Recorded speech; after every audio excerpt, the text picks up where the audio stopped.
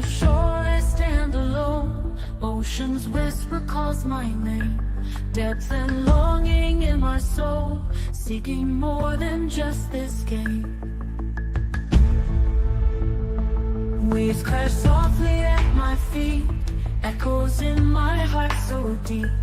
Eyes on horizon far and true, longing for a love so steep. Deep calls to deep inside of me, where the sky meets endless sea. Heartbeats blend with ocean's roar, seeking depth I can't ignore.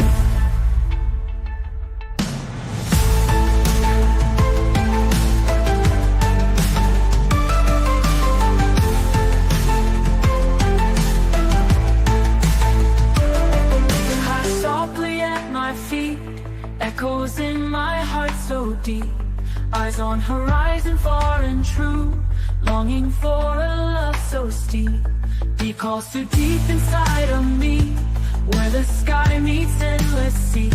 Heartbeats blend with ocean's roar, seeking depth I can't ignore. Shells and sand beneath my toes, tides reveal what ebb and flows. In the quiet still I hear whisper longings crystal clear. Deep calls to deep inside of me, where the sky meets endless sea. Heartbeats blend with ocean's roar, seeking depth I can't ignore.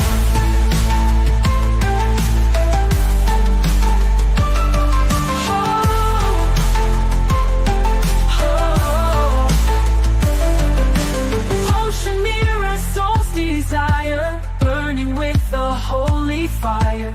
Depth of love beyond all dreams, in the vastness it redeems.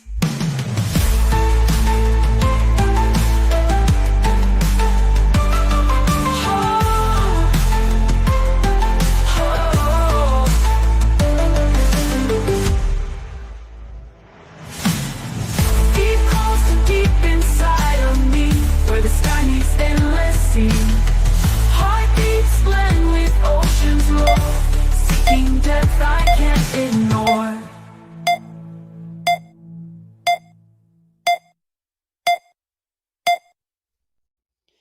All right. Hey, everybody. Welcome to When Deep Calls Deep. This is an episode that I have been waiting for a long time. I've been so excited about this because we are getting the gang back together plus one. We added a new one to the Leviticus Geeks. And so very excited. Can't wait for this. We had so much fun the last time and got a lot of good responses and a lot of really good questions. So we were like, we need to finish some of the unfinished business that got left off the table from the last time, trying to fit that all in. And we also get to talk about Phil's new book, because this is exactly what we're talking about today. So after we're done, go over the links underneath in the description and get a copy of that book if you don't have it, because that is a great book. It is awesome. So let's take a minute and we'll kind of go around the horn, but we're going to go backwards from what I usually do. So we're going to start with Courtney and then go over to Spencer, up to Phil, and around to Sherman. So kind of just like, hi, who you are, and how your day's going. Yeah, I'm Courtney Trotter. I have a business called Kairos Classroom where I teach biblical Greek and Hebrew online. So if any of you are, Hebrew Bible nerds or New Testament Bible nerds, and you want to come study Greek and Hebrew in the original languages, we teach live online classes that meet once a week. So we try to fit it into your busy schedules and make it really accessible for you guys to learn Greek and Hebrew and do it on your own. My day is going pretty good. It's rainy here in North Carolina, but other than that, pretty good. My plants are liking it. All right, Spencer. There we go. Had to unmute myself. Hi, I'm Spencer Owen. I am a licensed counselor, and I host the Trauma Informed Church Kid podcast. And over here in Colorado is almost a record warmth. It's about 83 and sunny and gorgeous, and I love it. So planning on getting a bike ride in tomorrow, so that'll be fun. All right, Phil. Hey, morning from I'm Phil Bray. I'm in Sydney, Australia, and it's still dark because it's 5 a.m. I have a tea in front of me and I've got a coffee lined up. So I've got the Leviticus is Fun YouTube channel where I do really short videos, fun videos on Leviticus. And yeah, I just wrote a book that's out through Whitford Publishers, or the resource arm of Whitford. Yeah, that's me.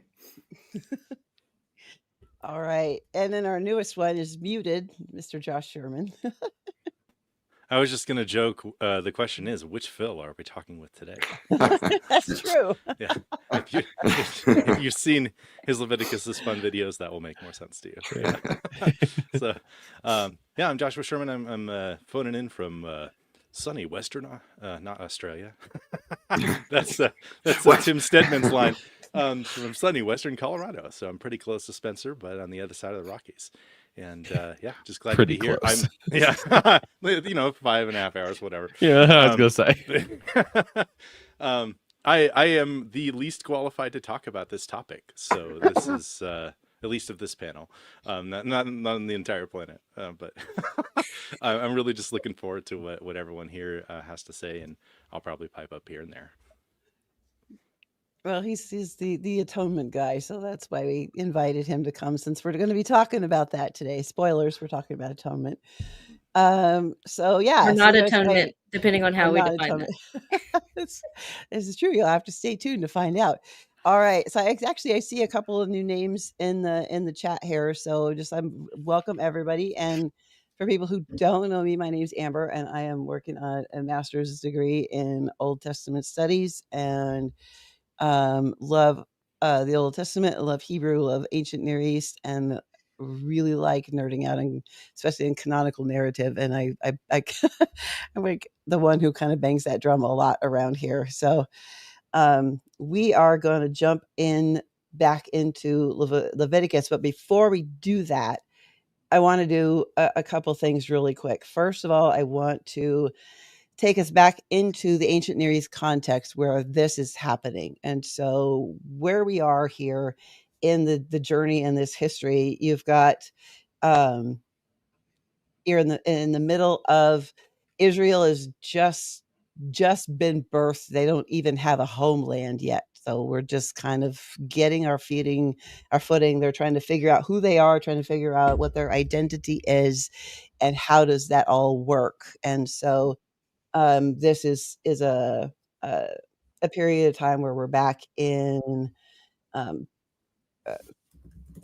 very a holistic view of looking at the world, looking at the experience. Like it's very much cyclical. It's very much contemplative. There's a lot of nomadic, semi-nomadic cultural things going on. So there's a lot of paganism is a really big deal. You got all kinds of, this is war, this is violence, this is chaos.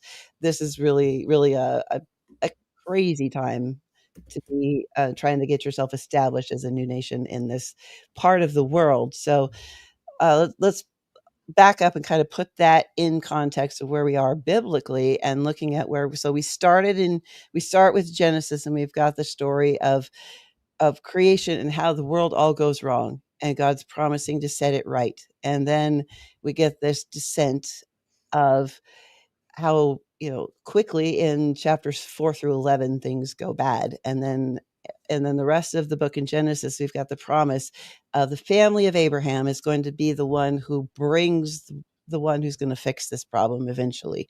So then we get to Exodus, and we've got the people sitting in Exodus are brought out of Egypt, and not only that, you've got the defeat of the Egyptian pantheon, and God is establishing himself as the big dog on the block in the world.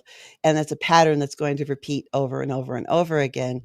But as they get out, they get to Sinai, and this is where we pick up an overlapping timeline of Leviticus and Numbers and Exodus. So they're at Sinai, they get the law, they get Torah that defines them as a nation. They don't make it out of day one, and they already break the covenant that they were just given. And so now we've got the end of the last chapter of Exodus. Moses can't even get into the tabernacle that they spent all this time building and setting up, constructing. And now what are we going to do? So in comes Leviticus, and Leviticus is explaining how are we going to get back into dwelling with God? How are we going to get back into relationship with God? How are we going to get back into his presence and communing with him and with each other together? So we're trying to figure out how to reestablish community and dwelling with God, dwelling with each other. So that's kind of where we are in the thematic narrative here. And one of the things too, I kind of want to point out as we're looking at the narrative of Exodus, because it does tell a story, or not Exodus, Leviticus. Good grief. There are two stories in Leviticus, but the book itself tells a story as well. It's telling a story of renewal. It's telling a story of dwelling. It's telling a story of how does God dwell in a fallen world with his people, and there is the reality of sin and chaos and death in that world, and how do those two places meet, because there's a problem with them overlapping, which is what Leviticus is addressing here. But interestingly enough, when I was playing with this and looking at this structurally, that it's really kind of fun when you're going through, because I think there's this idea that Leviticus is all about prepping and the wrath of God that's coming. But all of this whole system is set up before any mention of wrath shows up. That doesn't come in until chapter 10 in Leviticus. And that's when God is like, I am done putting up with your being knotheads. I've run to the end of my patience, and you have exhausted all of your chances. And so now I have to correct you to bring you around again. So it is something that is brought as a last resort to try to bring them back into community again. So we don't start with wrath. That's where we end up at the end of, like, you've run out of chances. This is, now you have to be brought to correction, and maybe that will help bring your hard heart around. So all of that is the context setting up where we are in Leviticus. And so breaking all that down, how do we get back into dwelling with God? Because that's the problem. Because Moses has been told, don't come back in the tabernacle, which is the problem, because that's where he has to go and intercede between God and the people, and he can't do that. How do we fix that problem? So I think we start with looking at the issue is a problem of purity and impurity, I think, is where we need to start this. So I kind of want to kick that off and punt it to one of you guys who wants to tackle purity and impurity and contrasting those. And Do you want me to start with purity and impurity, or just like the opening of Leviticus itself and how that connects back to where we were at Exodus? oh no, we're going to start with purity Okay. and impurity, and that all loops around eventually. So we're just kind of, but I think someone else on the panel is better at purity and impurity than me. okay, well, Well, I'll just point out that if this is the problem, right, you have Leviticus 16 as a response to Leviticus 10.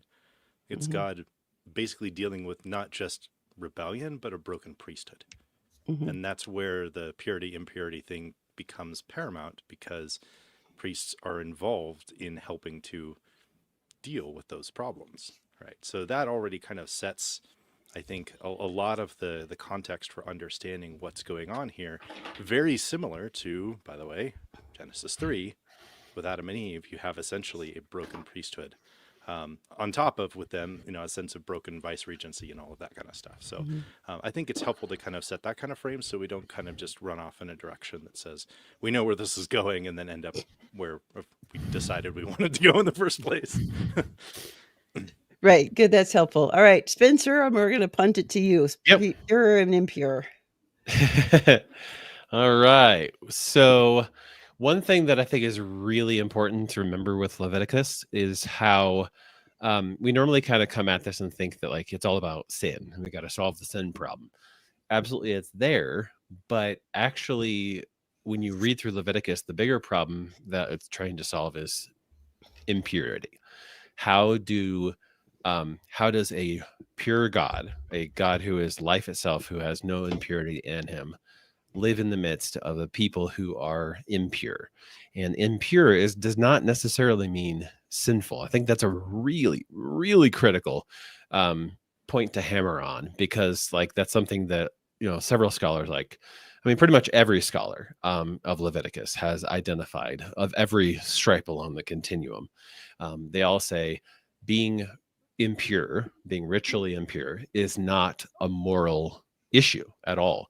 In fact, there are several commandments of God that cause ritual impurity. For example, without getting too graphic, be fruitful and multiply itself causes a ritual impurity, because it causes a discharge of quote unquote life stuff. And I'll just leave the rest of the person's imagination.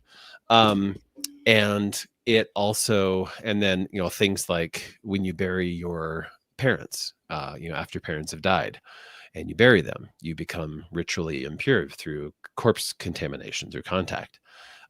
Very simple, easy, everyday things like walking into your house and finding a lizard that died in your pot.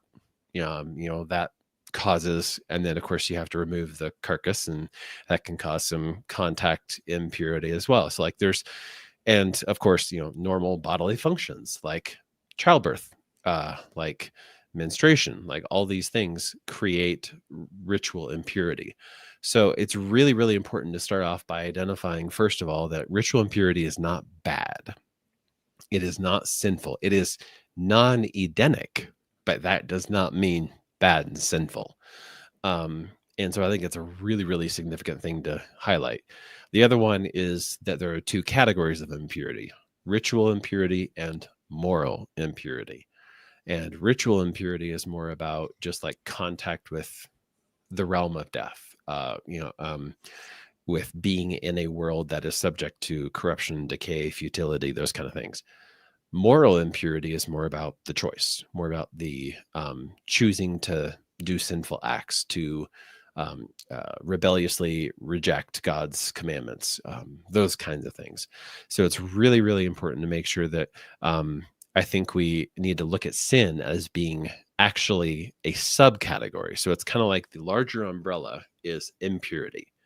And then underneath that, there's kind of two halves: ritual impurity and moral impurity. In that half is sin. So really the core thing that Leviticus is trying to address is how does that pure and holy God live in the midst of a impure people? Quick question for you. Yeah, go ahead, Phil. Just really quickly, it's not just people, it's objects. Thank you. Thank you very much, Phil. Thank you. You're absolutely right. You're absolutely right. Yeah. My quick question would I think we're losing Phil. Oh, no. Are we losing Phil? I think we're losing Phil. Yeah. My question would be, if we have those two different categories, is there any sense where doing something that brings on moral impurity also brings on ritual impurity, or are they really two separate categories? They are separate, distinct, but related categories. So it is not the case that one immediately leads to the other. Now, however, if a person is ritually impure, for example, they come into contact with a corpse, for example, that is not in and of itself a cause for any kind of moral issue. However, what it does create is a approach problem. They cannot then, for very long in that state, proceed into holy space, either to offer gifts and offerings and sacrifices, or for that matter, just being in the midst of the holy people. And so the longer they stay there, the longer that goes, the greater the danger gets, more or less, is kind of how that somewhat works out. And so a ritual issue can become a moral issue if a person just refuses to address that problem, because what they do by that is they endanger the entire camp. Because the way that the Levitical system is set up, it's that if this issue is not of impurity, is not dealt with, then God will do one of two things. Either his presence will break out, which means like he will be not able, that's the wrong word, but he will no longer desire to dwell in their midst and will just flood the camp. With usually that gets framed as a plague, or he will leave. And we see that in Ezekiel, where eventually the contamination on the land, on the sancta, on everything else becomes so much that the presence of God leaves. And when that happens, then the waters of chaos come rushing in, and the Babylonians take them off into exile, et cetera, et cetera.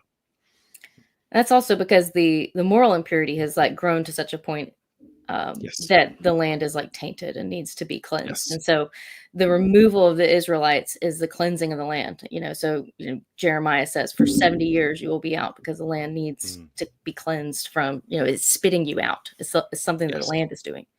Yeah. Yep. Phil, did you want to catch up on the thought you had earlier?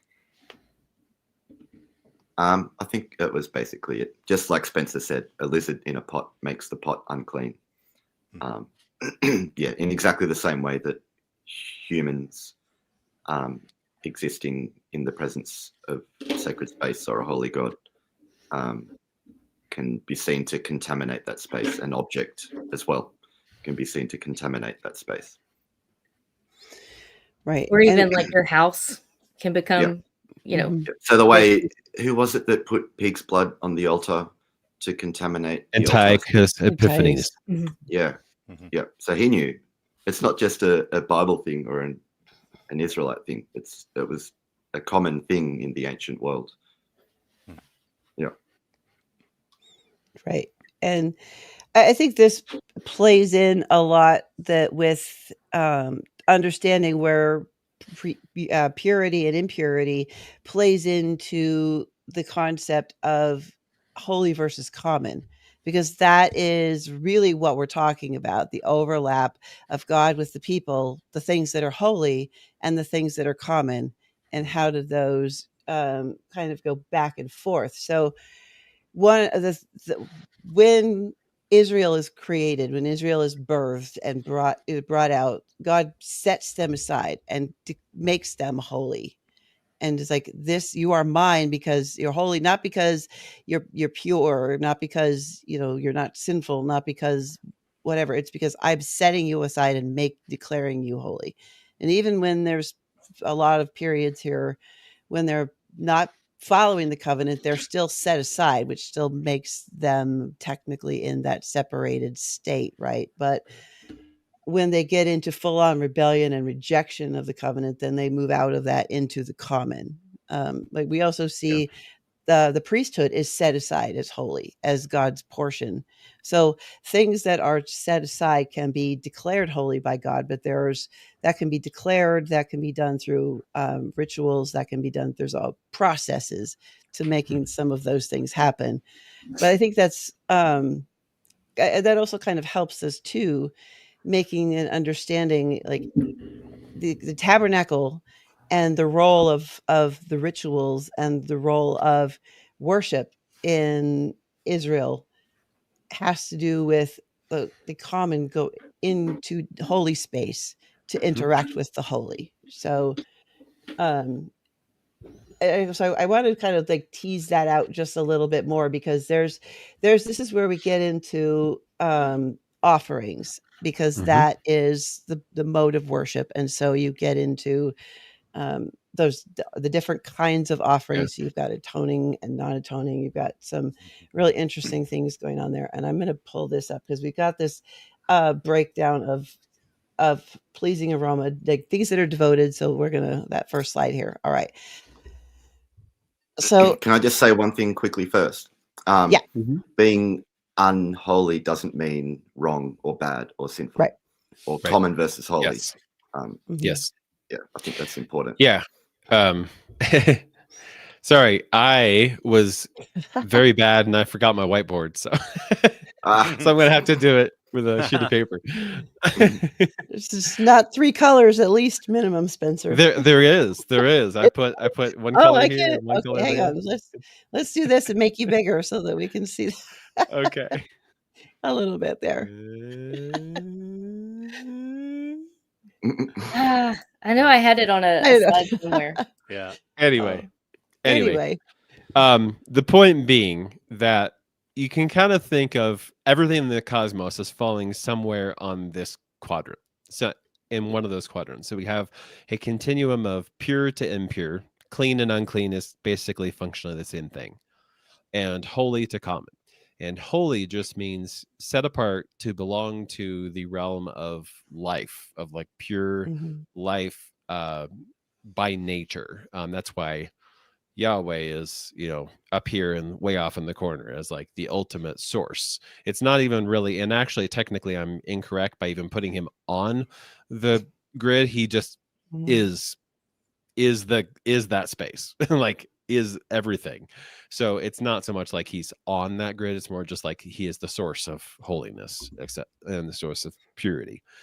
But when you talk about like things being consecrated, for example, they get transferred from the realm of the common, which is like just ordinary, everyday, out there in the world of fallenness, death, and decay.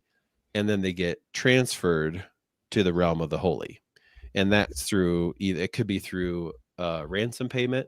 It could be through consecrating fluids such as oil or water washings or blood. It could be through a couple of different methods, but the altar has this happen to it, where the stones get transferred from ordinary stones to holy stones. The priests themselves, where they get transferred from ordinary Israelites to holy Israelites. And that's the other thing too, is that this really is a continuum. So like Israelites themselves, an ordinary Israelite might be like here, a priest would be here, or perhaps even a king, perhaps, because they get anointed with holy oil as well.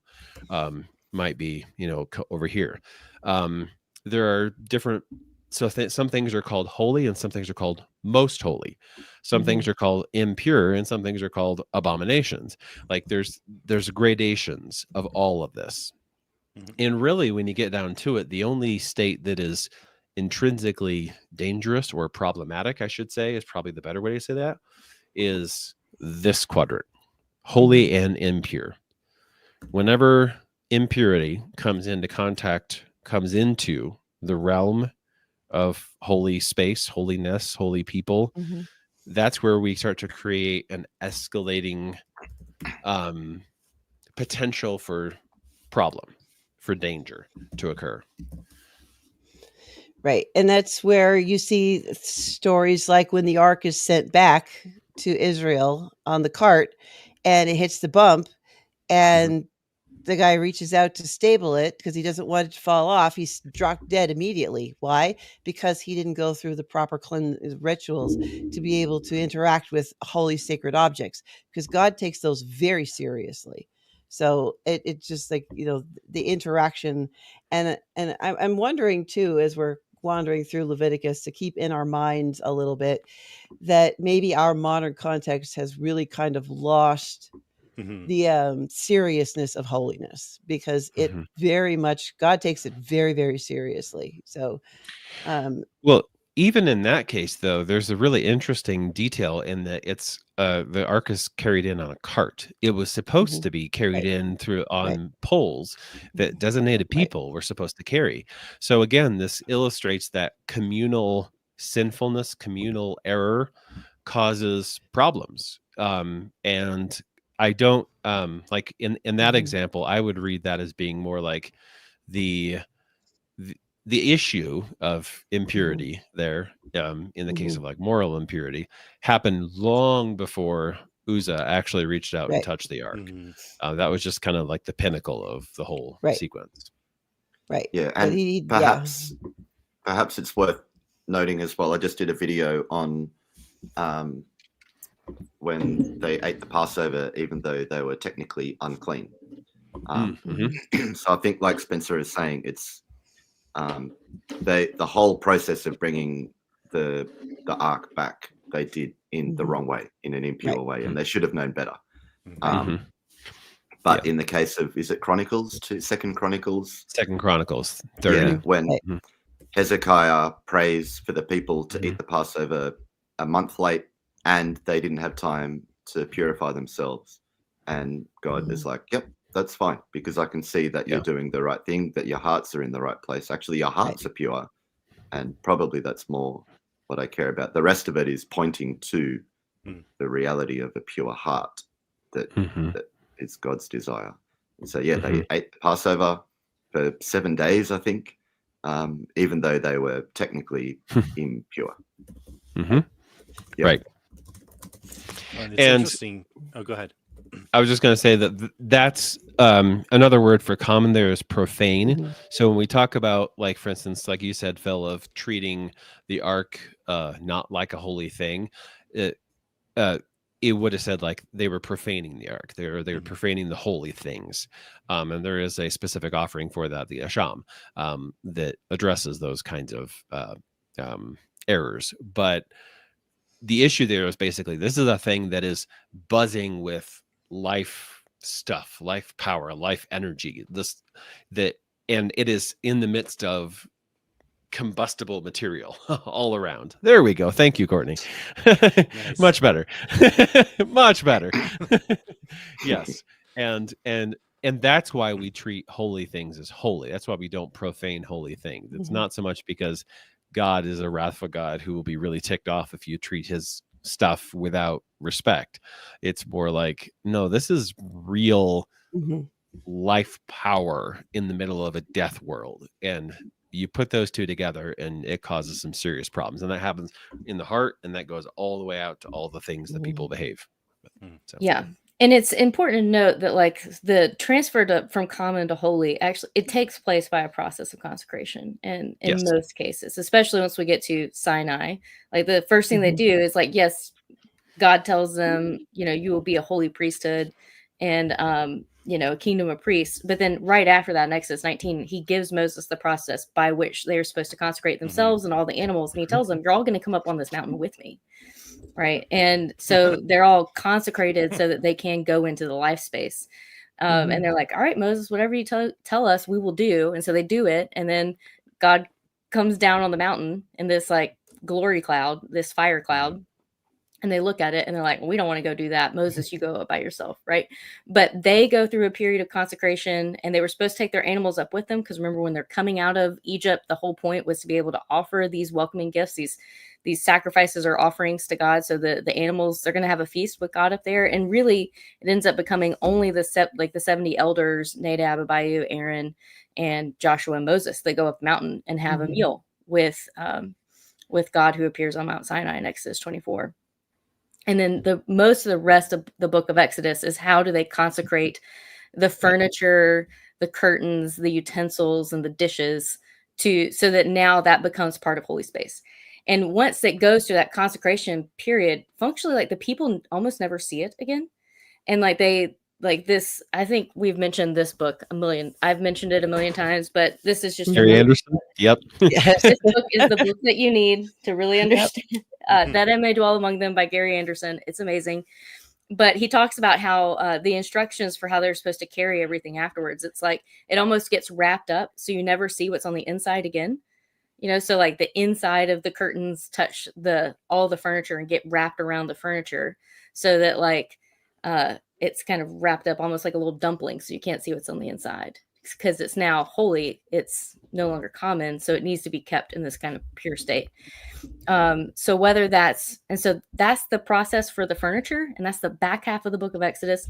And then the first half of the book of Leviticus is how to consecrate the priesthood, so that they can now do these things. And so then the people kind of become like the utensils. The priests are like the holy utensils that are taking this sacrificial meat and cooking it and doing these things. Their arms are kind of an extension of the tongs that are on the altar that like touch Isaiah's lips and things like that. It's also interesting just to kind of connect this into present day a little bit more too, because all of this stuff is kind of foreign to us in a lot of ways. But Paul even tells Timothy that this kind of thing is relevant to him. So in 2 Timothy 2, you have him saying, in a large house there are articles not only of gold and silver, but also of wood and clay. Some are for special purposes and some are for common use. Those who cleanse themselves from the latter will be instruments for special purposes, made holy, useful to the master, and prepared to do any good work.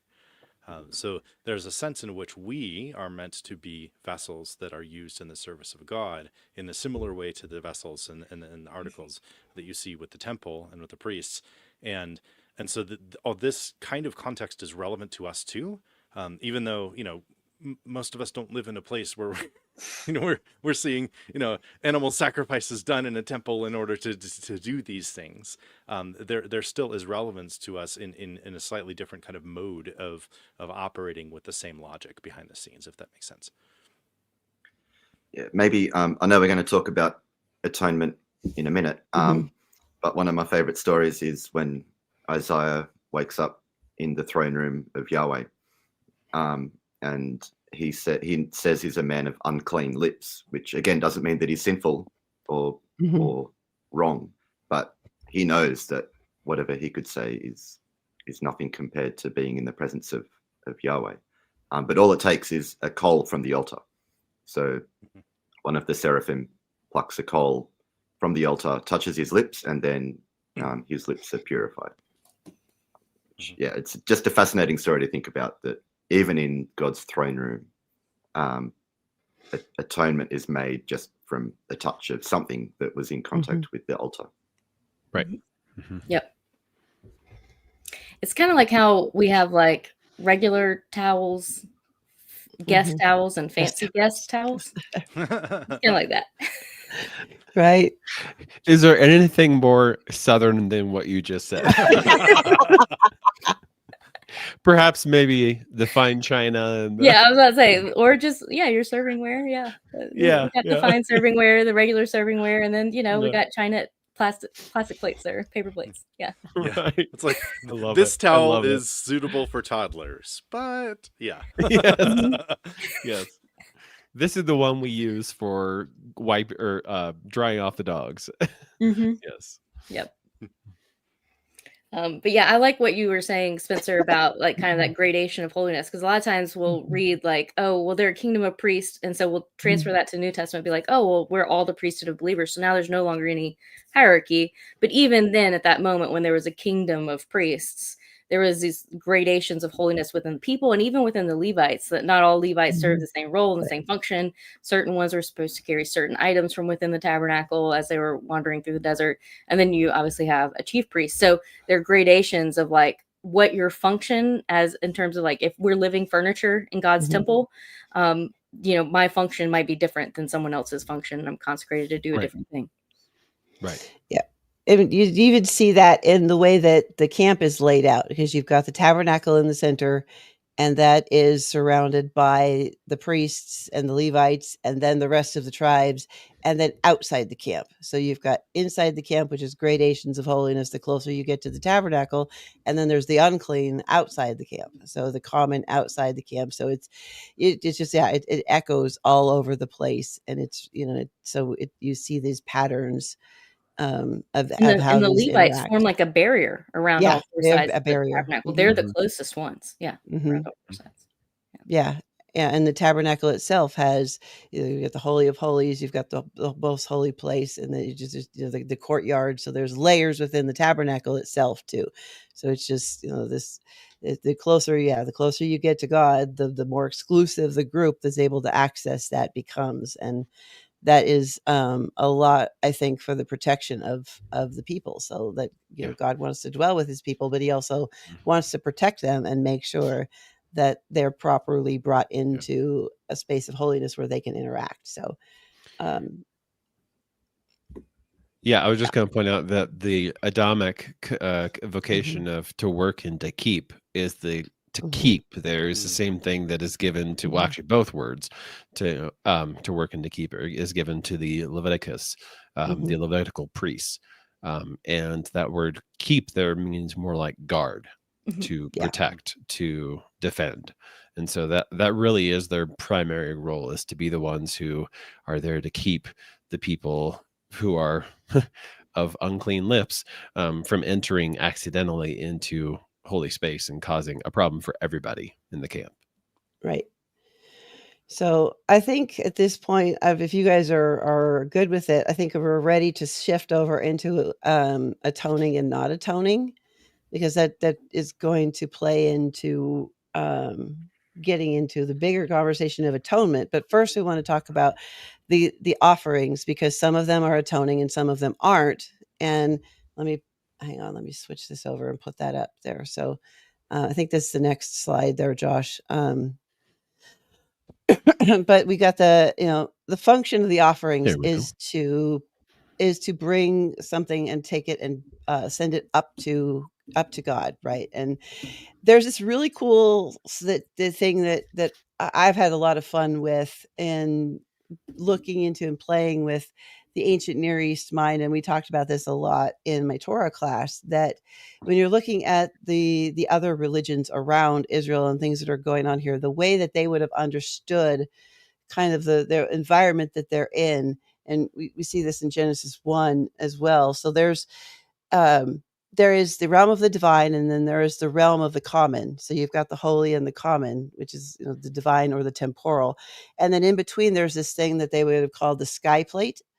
And that takes a lot of different forms. You see in Genesis 1, there's some of those ancient Near East religions where that sky plate is. There was one we saw a carving picture of. It was a body of a dead goddess who was held up by the four of her children, and that was the thing that was the separating barrier between the holy and the common. Like there's that thing is defined differently by those different religions, but in God, in Genesis 1, creates it as the separation. It just calls it a separation.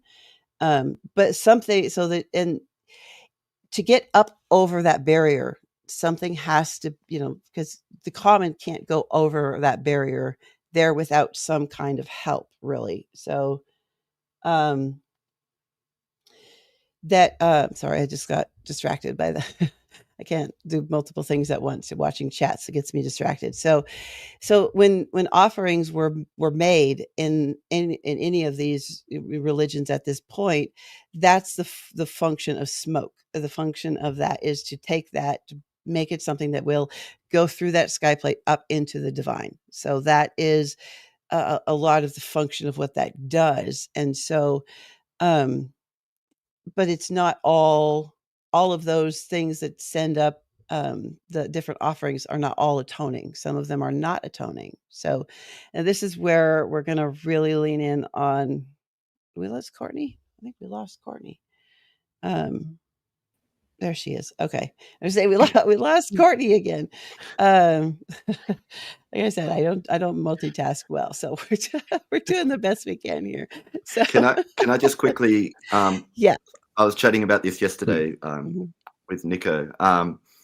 The smoke. So it's ascending up into the heavenly spaces and above the sky plate, like you said.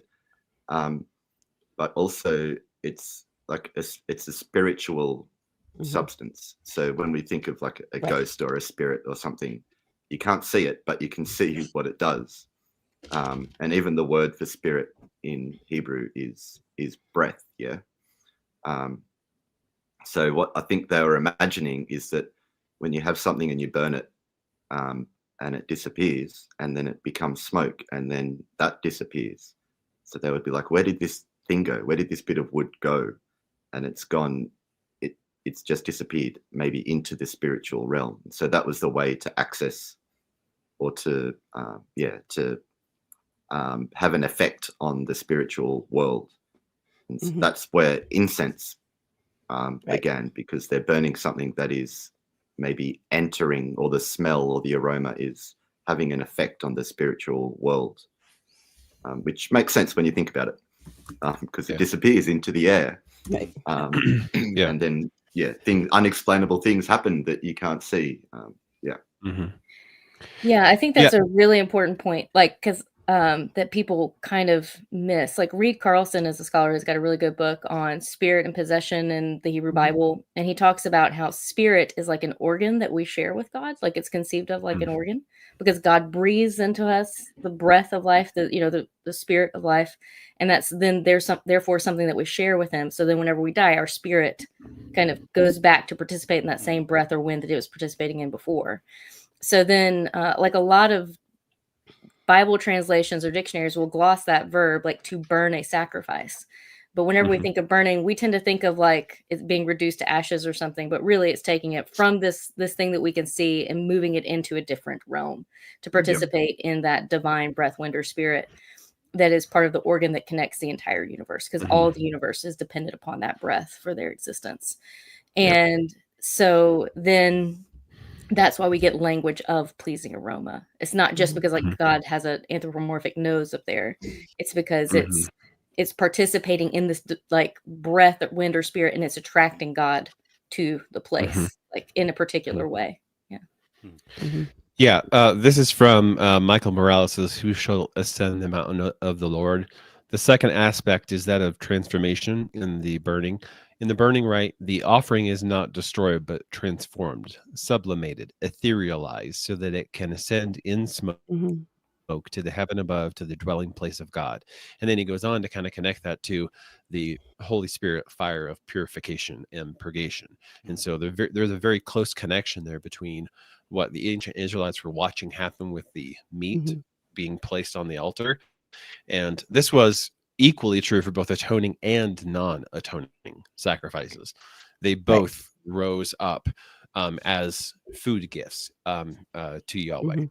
and they were transfigured through that burning process into smoke. The impurities were burned away, and they ascended up into the rakia, is what you were talking about, Mhm. Courtney. Right? Mhm. Right. Mhm. Yeah. Yeah. And then, of course, it gets merged in with the wind, the ruach that's out Mhm. there, Mhm. Mhm. and it becomes one with the divine realm. So, yes. And what Courtney, I think you started to say that some Bible translations have it is an offering of fire, but other Bible translations will have it is a food offering. And I Mhm. think in their mind it's the same thing. When you Mhm. burn something, it is Yeah. burned by fire, but it is food that is becoming food and Mhm. being sent into the spiritual realm. Well, Right. you have a lot of good textual support for that. I've actually sat down and like compared all the examples of reach nikwach, which is Mhm. the pleasing aroma phrase, and the instance of the term food, Mm. or table or altar. And I mean, it is just absolutely ubiquitous, to borrow, no pun intended, but yes, it's everywhere. Well, and, like, forgive me if I like have misremembered this, but isn't it like only the food portions that are God's food portions that actually directly touch the fire or the flame, and then the Correct. rest that are for the people are in pots, right? So they Mhm. don't directly touch the flame. So Mhm. there is a separation there of what's offered to God and what's offered, like comes Yeah. back towards the people. Yeah. Some of that is reflected in the language that's used for those sacrifices. So, like for example, a zibah is specifically an offering that is transfigured for that particular purpose, for consumption versus Mhm. the ones that are not, which again Bef- goes to the atoning and non-atoning. Mhm. Right. Yeah. Right. Well, before we jump into the atoning and non-atoning, I want to just take one more minute to do a little ancient Near East contexting here, because the rest of the cultures and religions around Israel, sacrifices had the two main functions were to beg favor and to try to obligate the deity into something. So you were either trying to beg, borrow, or steal the favor of your deity, and that was the function of the offerings. So this is one of those other things that Yahweh takes and sets out and makes holy, because he completely changes the function of offerings and sacrifices altogether, because you cannot with a sacrifice obligate God to anything. It is not, that's not how that works. And so God changes the whole concept of offerings and sacrifices.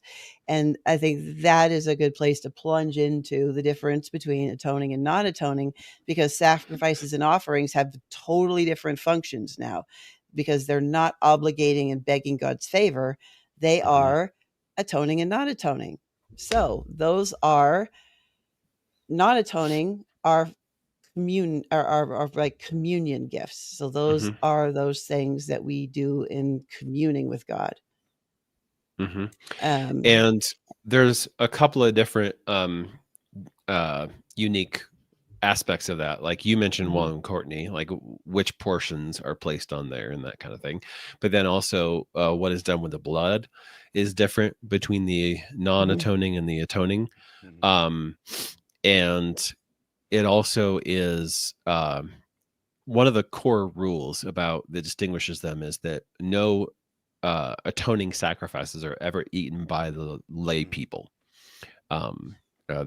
Now there are priests who eat a portion of the atoning sacrifices, but the people never partake, which again relates back to how these are most holy food gifts. They're not to be partaken of lightly.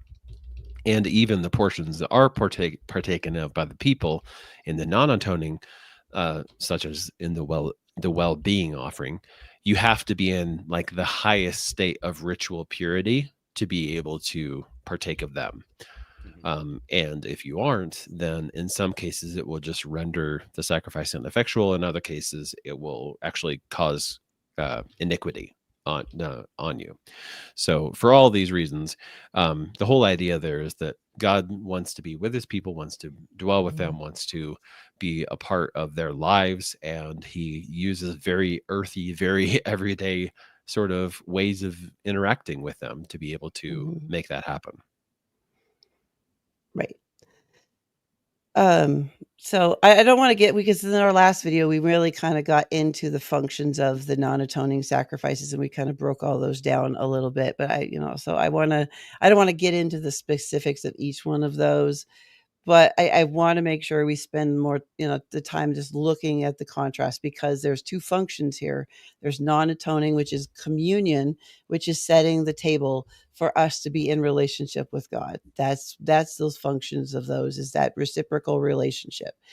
How do we do that? That's what the atoning sacrifices are there for. And this is where I really want to lean in, because I think that there is some misunderstanding of the function of atonement. And so going through what those atoning sacrifices do, I think is really important before we dive more into Leviticus 16 and the Day of Atonement, because that is going to change the way that we nuance and the way that we look at the function of that day in particular. So atoning sacrifices, are those cleansing? Do those get rid of sin? What is going on? Is this avoiding wrath? What is happening with atoning sacrifices? That's what we want to know. Who wants to go first? Phil, why don't you go first? Sure.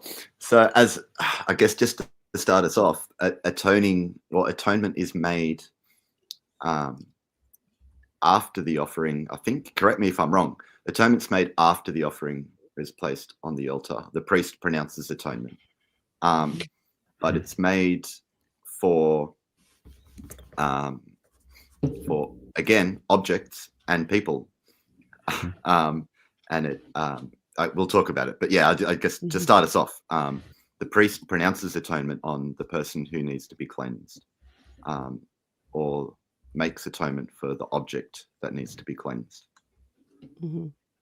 Well, and I have a question for you, Phil, because I would like to hear you talk about this some more, because you did a really great job about going through this in your book. But what is happening here? So I need to come in and I need to make an atoning sacrifice, and I've got my lamb with me. Now what happens? Walk us through what is happening here. So, who's our character? Someone's unclean. Someone Moshe. Moshe has just plucked out a lizard from their pot, and so they're unclean, but they're about to eat a feast, and so they need to be clean. Otherwise, they could just wait for a day, I think, and then they would be clean. They might have to wash. So they haven't done anything wrong, but Moshe is unclean, and but he's got a wedding that he's got to go to that day, and he's going to eat he's going to share a peace offering with the family, and so he needs to be in a clean state to share from the peace offering. So some of the peace offering is going to be given to Yahweh and put on the holy altar, Some of the peace offering is going to be eaten by the priests, and then the rest of the lamb that he brought will be eaten by the whole wedding celebration. However, that morning he picked up the pot and there's a dead lizard inside, and so he's unclean.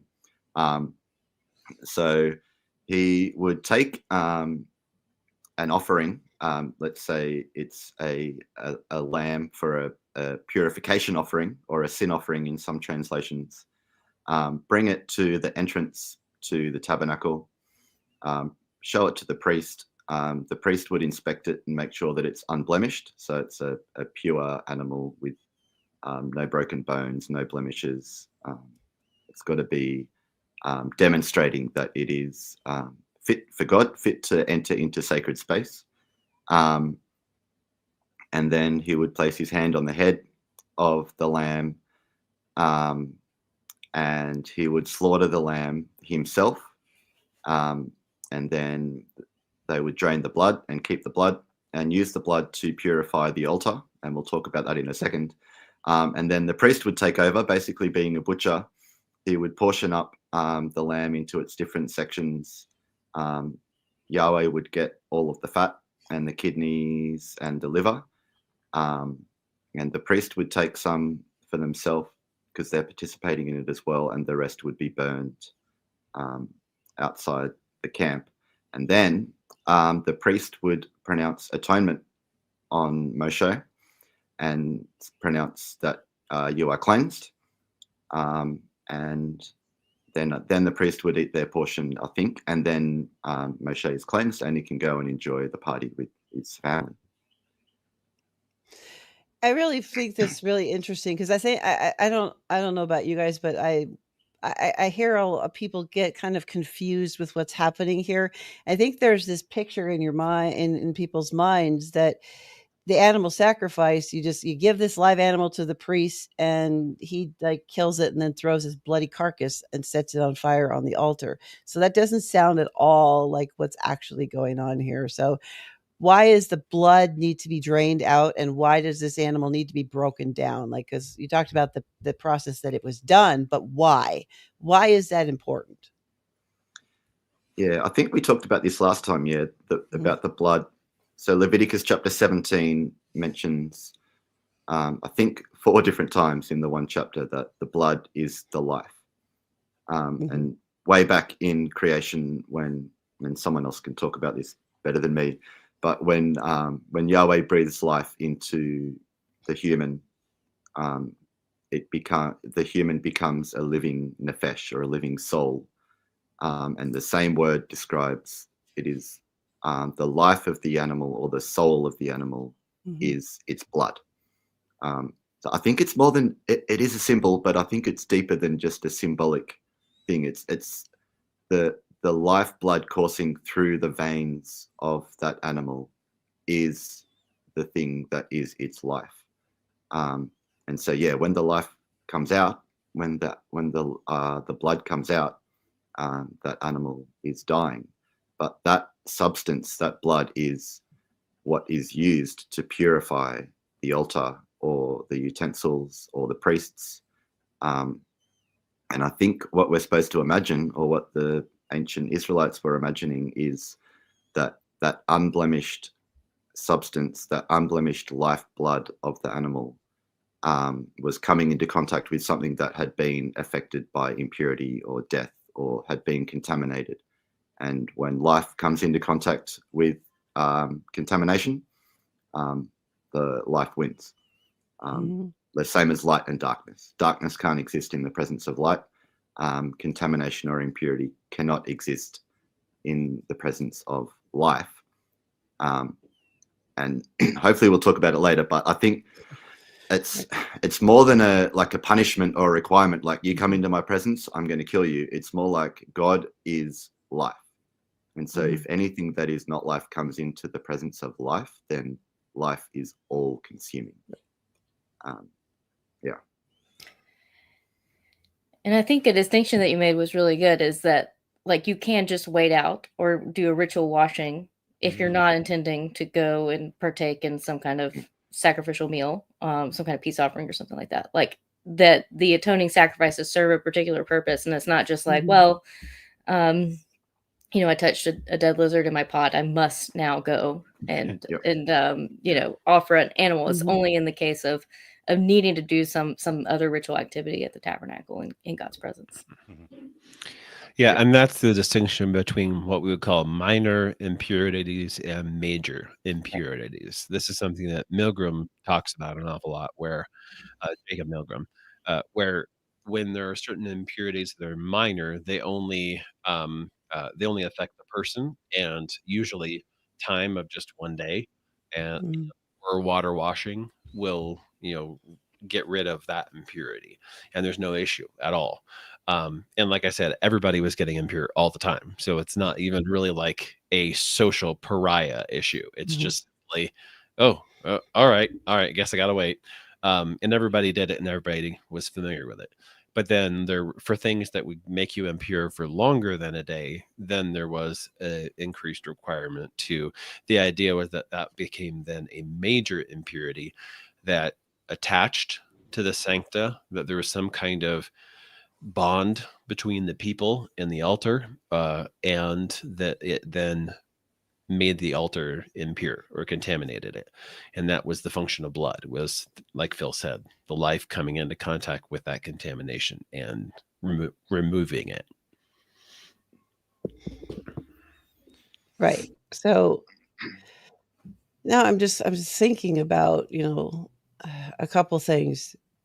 Blood isn't always required for cleansing. And and then there's these levels of atoning that need to be made, because you've got the difference between the ritual and the moral. Like, I just totally lost my train of thought there. So yeah. Oh, one other point that's worth just making before we say that is that you still cannot enter the tabernacle and or temple in a state of impurity. So you have to wait through that period or go through that cleansing. And then you offer this atoning sacrifice after that period of impurity is over. So you are already pure when you go into God's space. Because I think something we really drew out last time was that, like, God's space represents Eden, which represents eternal life. So, like, death is anathema to the tabernacle and or temple. So if most impurities represent contact with death or finitude in some way, then, like, I can't be in that state of ritual impurity and go into the life space.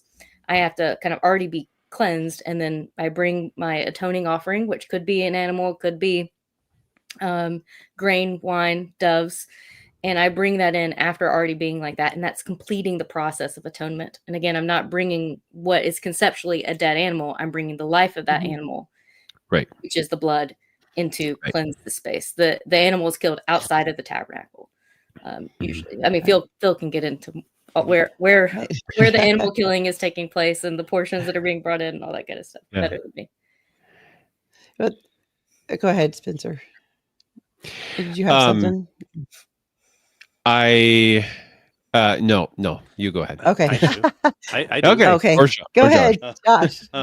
Well, I mean, so of course I have a hard time staying on task completely sometimes, and I want to jump to implications. But it's hard for me not to see the connection when you think about things like an olah, an ascension offering, and the fact that death can't go into the presence of God. And then you start connecting in, like, so Jesus resurrects. He now has the power of an indestructible life, and then he ascends up into the heavens, essentially like the olah, right? And then as our great high priest makes offering in the heavenly tabernacle, like, that is a fulfillment of this pattern in some way, maybe in a way that shatters the pattern. I haven't really totally thought about it. Speaks a better word that than the often blood of happens. Yeah, exactly. Like, so like there's a sense of, like, when we see ascension, if what we're just thinking is like burn it with fire, and we think fire bad, we can miss some of the connections that happen when we start to read into the New Testament and realize, like, oh, like, when you see Athanasius talking about Christ offering his body up to the Father, like, that's an ascension offering that he's offering there. It's not about death. It's actually something that happens, like, after death and Mhm. as a result of resurrection and like all of that. So Right. And that's one of the reasons why things like fine flour can make Mhm. atonement, and incense that has been, perfectly portioned and beaten out into a fine powder can make incense, like in number six, or sorry, can make atonement, like in number mhm, 16. That's the reason why money that is designated specifically for the purpose of holiness can make atonement. All of these things are like taking something common, like flour, like frankincense and myrrh, shekels, and it's transferring it from the realm of common to holy, and then taking that holy thing that now has been imbued, energized, however you want to think of that, with life power, and Mhm. putting it into a space that otherwise would be claimed for the common, for death, for impurity, those kind of things. And by doing so, it erases the power that death has over that object, that person, whatever you want to call it. Mhm. So that's one of the reasons why it's not like, why is God demanding blood? He doesn't. He has multiple ways of not making Mhm. blood necessary. It's just that sometimes, in some cases, that's how he chooses to operate. Right, which is kind of where I was going in my thought process there, Spencer, because I think there's this idea that the death and blood has to happen first for the atonement to be made, and that is either not the case at all or completely opposite, and that there's this idea that suffering is a part of that. And I think, and Phil, in the interview that you did on 3M yesterday, kind of touched on this, and I kind of really want to go in here because there's this idea that there's suffering has to somehow be involved with this pouring out of wrath, and that the death of the sacrifice is the thing that gets rid of the wrath. And so, like, that is so not what's happening here at all. And Phil, you talked about this a little bit, but this idea that the sacrifice, that the animal has to be killed humanely. There are very specific rules for how animals were to be killed. They, suffering would taint the sacrifice. It would, it would ruin the animal for consumption. Like, suffering is not. So can you tease that out just a little bit more? Yeah. Yeah, and it's super important because so many scholars will say that the suffering is the important part, but it's so not true. mm, So one thing, actually in the Bible, the instructions around the slaughter, it's almost non-existent. We're not Mm, told what to use. We're not even told to use a right. knife. There's no words to recite or anything.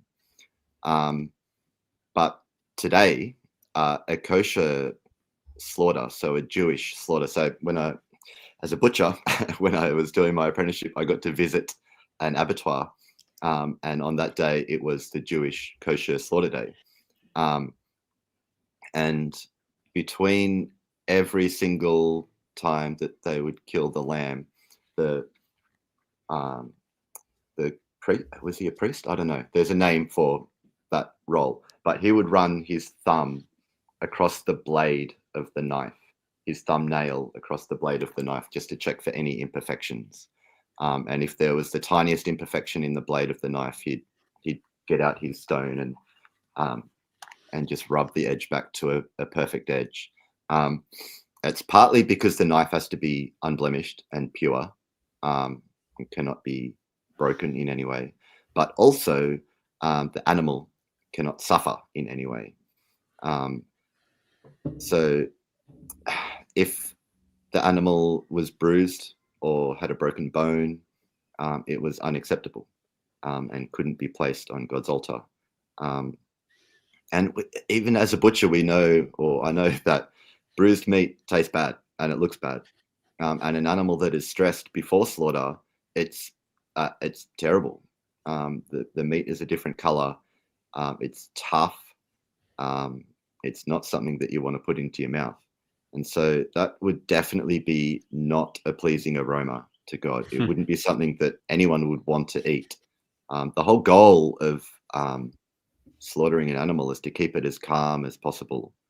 There are even places that massage the animals.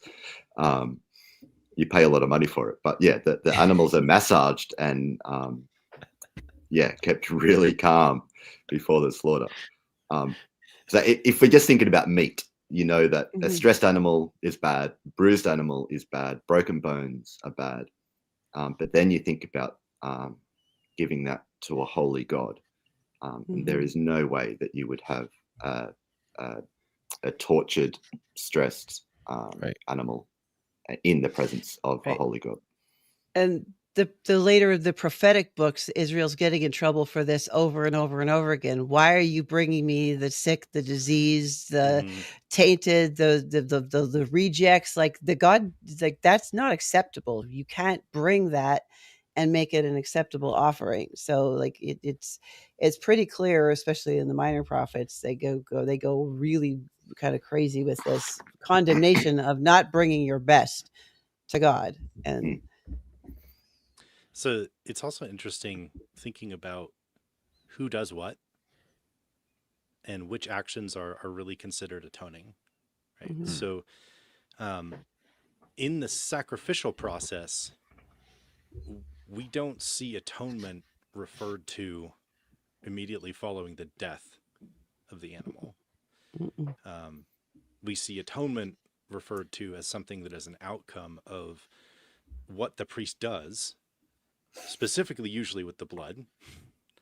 And so if you think of this as atonement is a priestly action, and a priest is primarily someone that has been set apart for a specific service, which is to represent God to the people and the people to God, then what the priest is doing usually is going to be doing something on behalf of the people as if he were the people, or doing something on behalf of God as if he were acting like God. And you have kind of that interactive kind of thing going on. The priest doesn't kill the animal. So not only do we not have wrath, but we don't even have killing when we're talking about the role of the person that represents God in the process. That to me is very significant. And it's one of the reasons why, and this is where I'll get a little spicy. When we start to talk about atonement theories, and you look at something like penal substitutionary atonement, I would say it's not even an atonement theory. And the reason that I would say that is that usually when people talk about penal substitutionary atonement, they're talking about Christ's finished work on the cross, his atoning work on the cross. They're focused on his death, right? That's not the atoning work that Jesus does. The atoning work that Jesus does is after his resurrection, when he ascends and he goes into the heavenly tabernacle and he acts like a priest with his own blood and cleanses the heavenly tabernacle, which then cleanses all of the cosmos. And this is where we get into that 1 John 2:2, right? He's the atoning sacrifice for our sins, and not for our sins only, but for the whole world, right? This is a cleansing action, not just of the camp, but of everything. And this is how you have Gentiles that have been made clean by God and can then be indwelt by the Holy Spirit safely. And Peter sees this and goes, something has changed in this does not work in the math that I know, which is what we're talking about right now, is the math that he knew. It doesn't work in that logic, right? So for me, I look at this and I say, okay, the priest is the one doing this. What is the priest doing? And I don't see the priest killing the animal. I don't see the priest exercising wrath on the animal. If that's true, then the priest isn't acting as a representative of the people in doing those things, nor is the priest acting as a representative of God in doing those things, because he's not doing those things. Once you start to see the way that some of this starts to fall apart a little bit for me, in the way that people will look at this and read in my opinion, the system that they've been taught or have chosen for atonement, I'm just like, that's not even an atonement system. It's not, because you're cutting off the part that's actually atoning. So that's my spicy take. Does anybody else? I get Can I add to that? Oh, go ahead. Chloe, you go ahead. just quickly. I get a nervous twitch every time someone says the atoning death of Jesus. Or the Yes. atoning work Right. on the cross. Yeah. Like, well, kind of. You just Yeah. I want not- to add to Me that too. that Hebrews says that this is a hard teaching, like this is not spiritual milk, right? That Mhm. like him connecting like Christ's ascension to like the Day of Atonement ritual or something like that is a hard teaching. And the primary Mhm. way that people think of the Levitical system in relationship to Christ's death is as a covenantal offering. So if we're looking at the Mm. bottom of that chart, it is not Yom Kippur or Mm-mm. what is typically called the Day of Atonement. That's Hebrews, and he's saying like, hey, I'm doing a hard thing here, and you got to like really keep up with all of these motifs to like see what I'm laying down. And then Right. clearly a lot of people have like missed it. But the primary motif is that covenantal one where it is Passover. Mhm. And Mhm. so that is what Jesus connects his own death to Passover, like very explicitly. Mhm. Paul calls him our Passover sacrifice, right? So the primary one is not even where atonement is in view. Mhm. It's a covenant renewal meal. Yeah. And to further kind of pile on, right? The logic that people usually have when they think of something like penal substitution is that atonement is specifically needed for forgiveness of sins. Mhm. And yet we have some of the atoning sacrifices where forgiveness is not mentioned, where it's not the thing that needs to be done. So like a woman purification at childbirth, it mentions her being that mentions cleansing. It doesn't mention forgiveness. So if you don't have an always, the logic is always here where it's always atonement, forgiveness of sins, wrath, like if those things aren't always together, and in fact in many places they're not connected at all, it starts to just really it feels like special pleading to come in and to say, we're going to say that this is what this passage means. So, well, show me what it means. And how do you deal with the places where the logic doesn't work that way? And there are exceptions all over the place. Like if you can do that, at least we can have a conversation about it. If you're just going to tell me, I know that the laying of the hands on the animal is transferring sin, and I know that that animal was slaughtered by the priest and tortured and what, like, okay, like you've decided what you think this text says, but that doesn't have any relationship to what the text actually says. So anyway, Right. Again, spicy take. And like Sam's question where he says, Right. when Christ reached the altar, like Uh-huh. in the heavenly places, was he be A, dead or B, alive? And it's like he's alive because he was Yeah. resurrected. And again, the animal that atones on the Day of Atonement is also alive. Like that is their lifeblood that's being brought. Mhm. So like you need something that is sacrificially alive to make atonement. maybe can I quickly jump in? Yeah. A big part of my book was exploring that. So that conceptually, what was placed on the altar wasn't a dead animal. So apart from the fact that the blood is the life of the animal that purifies the altar, by the time it gets to the altar, it's not, it's never referred to as an animal anymore. It's an offering. And it's the word death or dead animal just doesn't occur in Leviticus at all in a sacrificial context. So what is being placed on the altar, it's really fascinating when you start to see it, that it's just conceptually not a dead animal. It's meat, or it's an offering, like whatever it is. I've got a whole couple of chapters on it, but Mhm. Which makes a lot of intuitive sense for us today, because like if I go to Arby's, and I'm calling out to Troy here in the chat when he says we have the meat. So yes, if I go to Arby's and I'm holding a Mhm. roast beef sandwich, I don't look at that and go, oh my goodness, this is a dead animal. No, Mm. there is a very technical, literal sense in which that is true. Yes. However, that's not the level on which these things are operating in the text or in everyday ordinary life. Like we look at that and we say, ooh, this is a thing that is going to nourish me and fill me and give me life. essentially. Mhm. And that's exactly what the other portions of the animal do. And that's one of the reasons why it couldn't just be like, okay, let's just prick the hoof, I guess, of the animal, and then that's going to be enough. It's not like, because again, blood is not the point. Blood is part Mhm. of what makes the atonement only in the atoning offerings themselves. But it is, at the end of the day, what it is this expression of gratitude and thankfulness and communion and life and all of those things. And insofar as cleansing is ever needed, then it is made with the blood, but that is not always the case. And atoning offerings are fasting offerings for the person offering them. Thank you. Because the Mhm. person offering them does not eat of them, so they are fasting. The priest eats of them.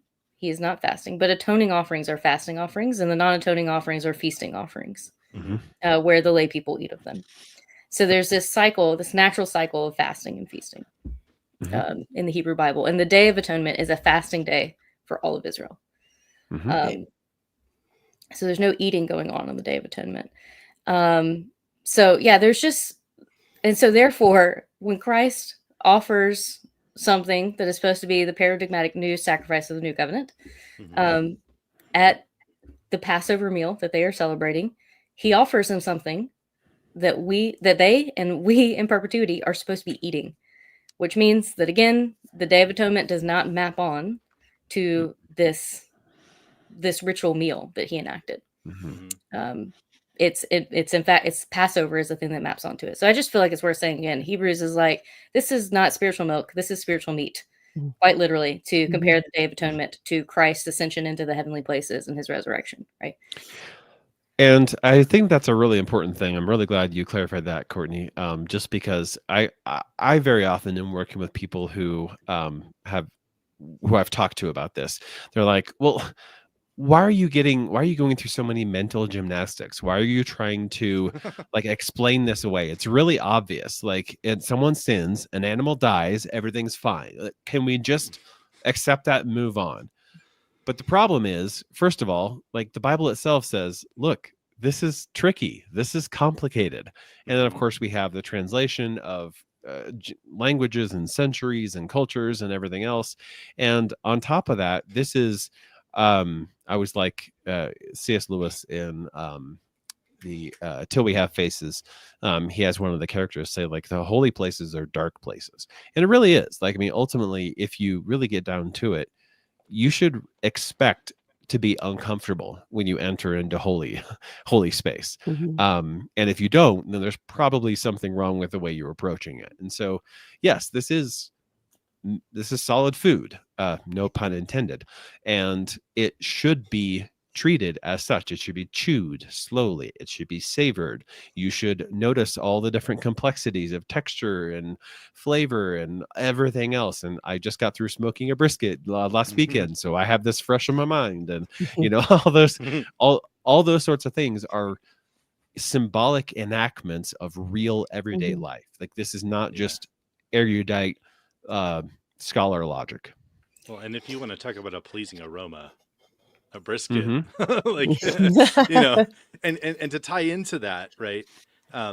Sometimes the compression that happens makes people see things that aren't really in the text. At least Mhm. in my opinion, in this particular instance, this is one of the things that the challenges I had with L. Michael Morales. Most of his book is awesome. Like, it's the whole connectivity, and to eat in all the typology that he ties into, it's really good. And so I would still highly recommend people pick that up. But he ties into some things like Noah offering a sacrifice, and then he ties that into wrath appeasement. And he kind of gets there by saying Yahweh smelled the soothing fragrance, and I guess a soothing fragrance is pleasing. And if you have a general idea of propitiation as something pleasing, you can kind of go in that direction and then shoehorn your definition of propitiation in there. And I'm not saying that this is his exact logic. I don't know his exact logic, but like, I see how people can go there. But then I look at this chart and I'm like, okay, so hold on. What did he offer? He offered an olot, which is a non-atoning sacrifice. so if atoning sacrifices are the ones that actually propitiate wrath, like how does it, like, again, the logic just Propitiate wrath in his framework. Like, right, in his we have framework, not said right, that exactly, like yeah. if in his framework that, like, that's how this works, like you now have Noah doing something non-atoning that's propitiating, and propitiation equals wrath, and there's how you get there. And I'm just like, I don't even feel like the foundational level of that is building on the right structure. And I don't know how to get from A to B at each level when you're building up the structure. So this is where I think the clarity of something like this chart, and of recognizing that even trying to chart stuff in Leviticus gets hard because it's not it's not totally, the logic is not completely consistent across the whole board. So you look at things and you go, oh, well, in this case, these things are together and these things are different. But in this case, it's a little different. And this helps to kind of sort some of those things out and make it more obvious when people are just shoving things together that maybe don't fit as well as they think when you start with a system and then your system tells you your theology and then you move back into this text.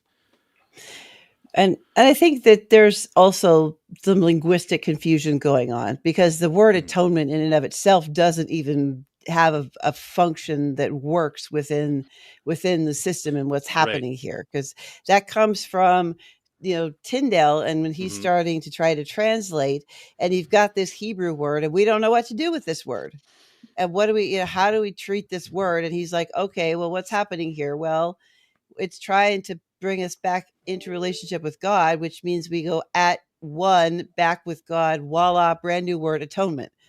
And so that's, but it's not an accurate itself. The word is not an accurate portrayal of what is happening. So we've got linguistically a problem when it's translating into a new language that brings a whole lot of assumptions, baggage with it, because we don't know, in our context, and they were trying to figure out how to make sense of a word they didn't have a lot of history and research and understanding of. What do we do with it? Well, we're translating the Bible. We got to do something with these words here. What do we do? Well, and what do we do when we read in Latin that it's a form of what we get propitiation from? Right. Those start to kind of lean you in certain directions, but that's not the original language of the text. And that's where you could, like, I could grant somebody that I could see penal substitutionary atonement being an atonement theory, I guess, but it's not an atonement theory in the sense of when you read Leviticus and you see the word atone, this is a specific thing, and that's not the same, right? So the linguistics confusion can really, really go hard very fast. Right.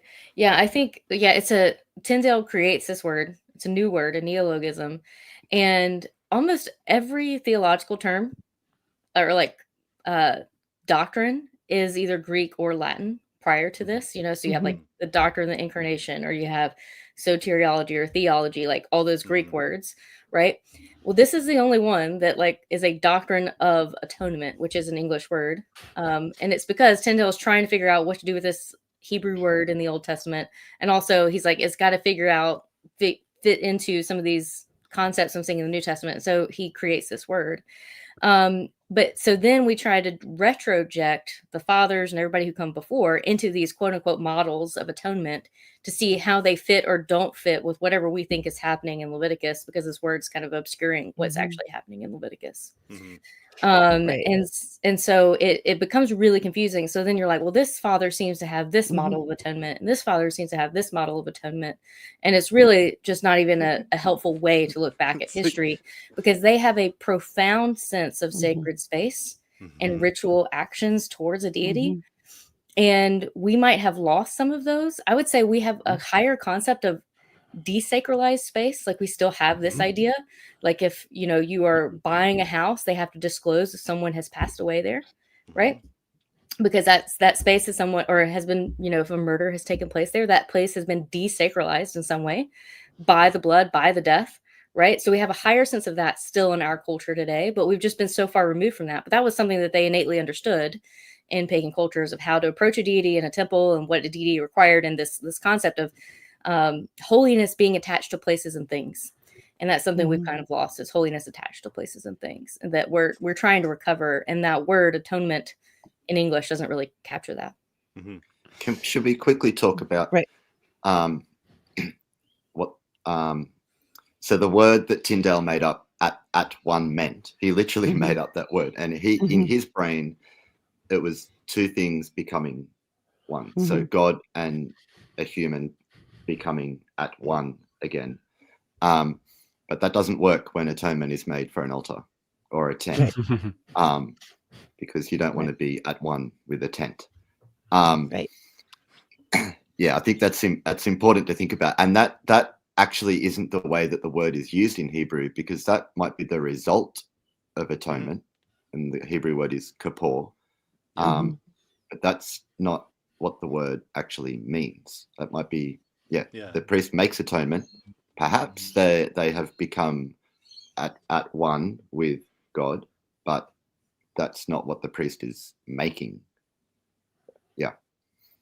Well, yeah, and particularly because atonement is made for things that have nothing to do with sin. So there just really is no rift there to repair. I mean, apart from just simply being mortal. That's it. Which, granted, is a real rift, but that's not something that is repaired by blood of animals. So, yeah, there's a lot of linguistic nerdery that I'm going to avoid diving down the rabbit hole with. But functionally, we have there are two different distinct but related concepts in the idea of um, uh, KPR is the triliteral root of atonement, or the word that got you turned into atonement. And functionally, it means either purification, like cleansing, or ransom. To buy back, to kind of like what we were talking about earlier of transferring from common to holy, to redeem something. And I do want to be really careful, because I know a lot of or not a lot, but several notable scholars will kind of conflate the two and say, okay, because the semantic range of the word means both, ransom and purification, then it's there every time. And I don't think that's the case, because for example, like in Exodus 30 and Numbers 31, where a gift of money makes atonement, and the idea there is very much the sense of ransom. The way in which that word gets played out is kafar rather than kippur, and so we can say, okay, this money is making atonement, but it's not purifying anything. It's not cleansing anything. What it's doing is it's ransoming. It's buying back, in the census, the people of Israel from belonging to the gods of the nations and instead belonging to Yahweh. And of course, that same concept is just not present in the sacrifices, particularly because atonement, kippur, is made for, like childbirth, is made for a moldy house. Like that's not really a ransom at all. And so instead it's a purification. It's a cleansing. But one of the things that I ran across in doing some of the research was William Gilders. He has a book called A Blood Ritual in the Hebrew Bible. It is kind of, it's older, but it's really good. And one of the things he talks about is he takes a hyper literal rendering of that, just to basically say removal, which I think is kind of works for both. It depends on the context as to exactly which one we're going to apply. But, are we being removed from the realm of death and transferred to the realm of life? That's a ransom. Or is the contamination and the impurity being removed from the people, from the camp, from the sancta? Then that's a purification. So I really like that idea of taking a look at kippur as being to make removal, to remove something. Now, of course, what that removal does is a whole other extraordinarily rich series of conversations. But I think it's best to kind of stick to just the literal function of this is what kippur is. Which I think when I want to just, because we got all, so we've clarified a whole lot of this baggage with this word and this understanding of atonement. And I think a lot of where some of these atonement theories go wrong is when they take this confusion and we put it on Leviticus 16. And Leviticus 16 is the pinnacle of the book, and it's also the pinnacle of Torah. And in this chiastic structure of the first 5 books and of Leviticus 16, that's it, all points and converges right there. And that is what is known as the Day of Atonement, which now, if we're using that term, we're off from the get-go, because it's the day of not, that's not what's happening really on this day here. So let's break this down. The what is the function of this? And I don't want to call it the Day of Atonement because it's not accurate to what's going on. I don't like Yom that Kippur. term. So for Yom Kippur, what do we have going on here? Because this is, is this the setup for torturing Jesus on the cross so that we can pour out wrath on this suffering sacrifice? Like, is this what's happening on this day of the Yom Kippur? No. yeah. There you go. Yeah. Well, Monosyllabic response. I like it. And to illustrate that in a really kind of quick way, right? Yom Kippur, one of the primary things that they do is they have the 2 goats, right? Mm-hmm. The goat that actually has the sin placed on it as a burden to carry isn't killed. Right. So if that's the view we have of Jesus carrying sin, like if our view of Jesus carrying sin doesn't match that, then we're probably getting it wrong, unless our view is of Jesus bearing sin as a priest, which is also different from him bearing sin as the wrath-bearing, dying thing. So that is one half. And then the other half, you end up getting the goat that is slaughtered, that does have the blood taken into the holy place, where the blood is used for cleansing. And again, you don't have any sense of, there's no torture, there's no sin transfer, there's no, like none of those things are there. This goat is just used to cleanse the sancta. And again, for me, I look at that and I'm like, I don't know how to smash all this together and just kind of make it work in the logic that a lot of people want to bring to the passage and say, this is teaching us about how this works. Right. Not to mention they're confusing goats and sheep. Right. Well, yeah. Yes, there's that.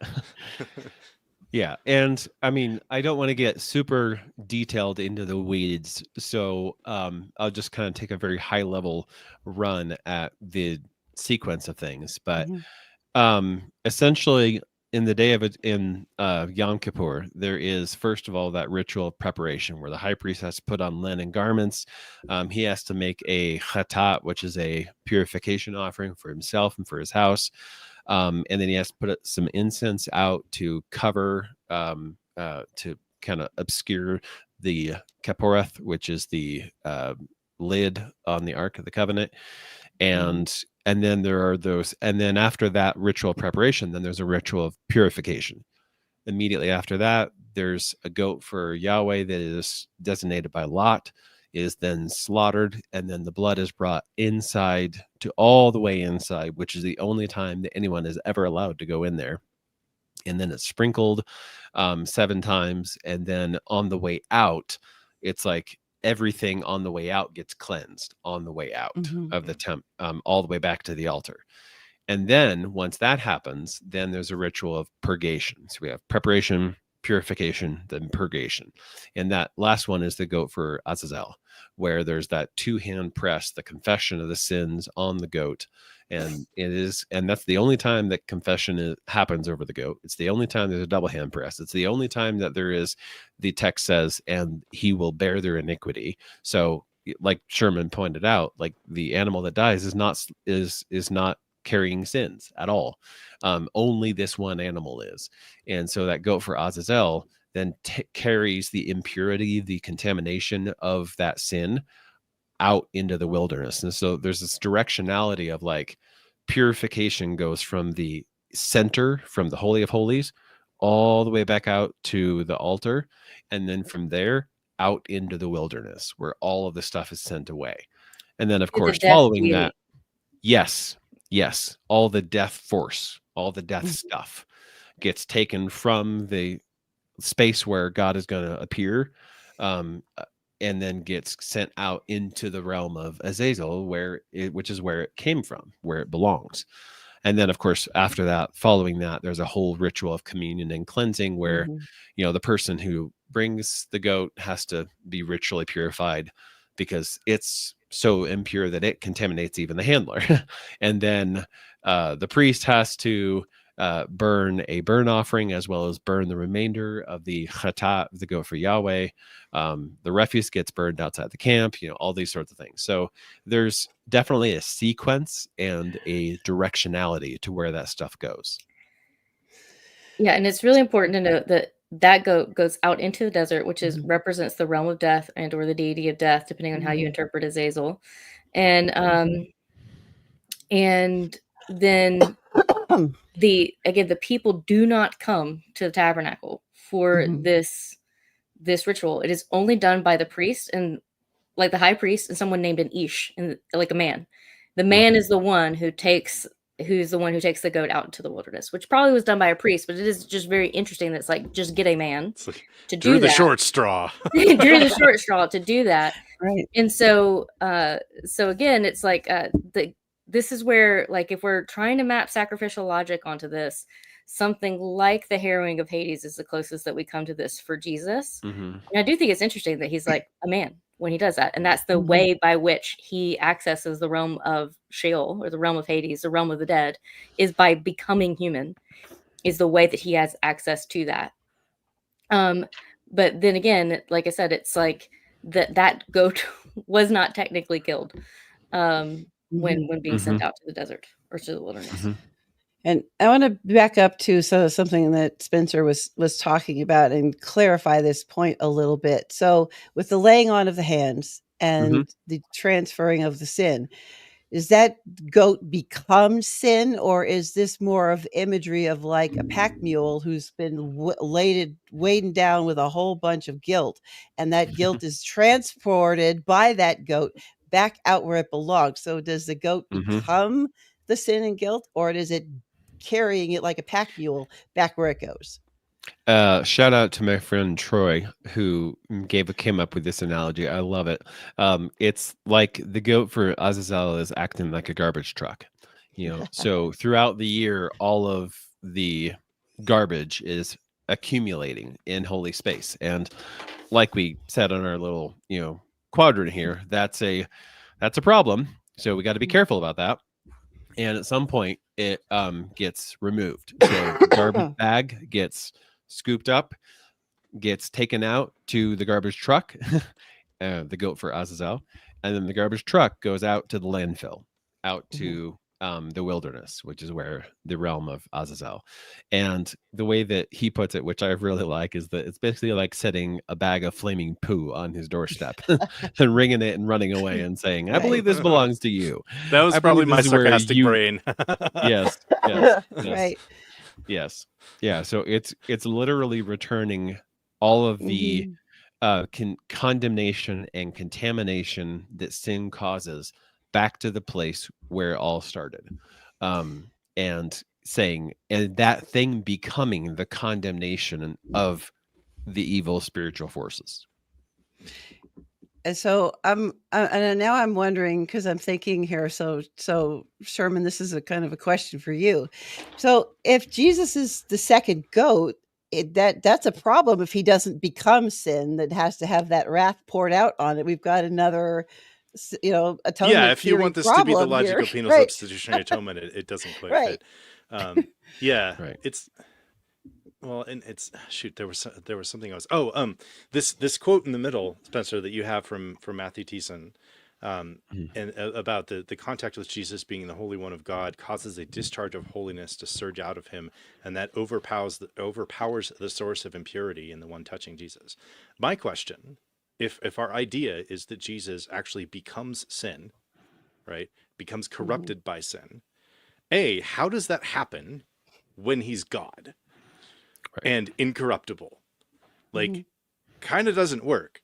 And if it does work, how is he still God the way that we're like, you see how like every side of that coin, you start to run into like, that's not the thing, like, so for me, I just look at that and it's like his life overpowers death. So, and his purity overpowers impurity and the source of impurity and heals that source of impurity. The idea of trying to then place a bunch of sin on him to corrupt him, would make him a corrupt offering, which doesn't work for purifying, but also like, that's like the I'm rubber, you're glue. What you say to me bounces off me and sticks on you. Like, you can't do that with God. It's just like boom, thunk. Nope, not gonna happen. Boom, thunk. Like, if it's not gonna get healed or purified or whatever, it sure isn't gonna stick. My favorite analogy is that Jesus is like a Teflon covered. So he can carry sin away, he can bear sin away, but it doesn't stick to him. And if we're thinking that so I was talking about this yesterday as well, that the word forgive, nasar in Hebrew, is to lift up or to bear sin, we say, or bear iniquity, and that's what the goat did. It bore sin, it nasar avon, or carried the sin, lifted up the sin. That's the same word when Yahweh forgives. He lifts up or carries away the sin. And I think that's what Jesus is doing. He can lift up or carry away, take away, the Lamb of God who takes away the sin of the world. He can remove sin, but it doesn't make him impure because he's like a Teflon covered Jesus, or the goat that carries sin away. He can do that, and he can throw it away. He can throw it back into the depths of hell or Hades, or he can throw it into the depths of the ocean, and he remains pure.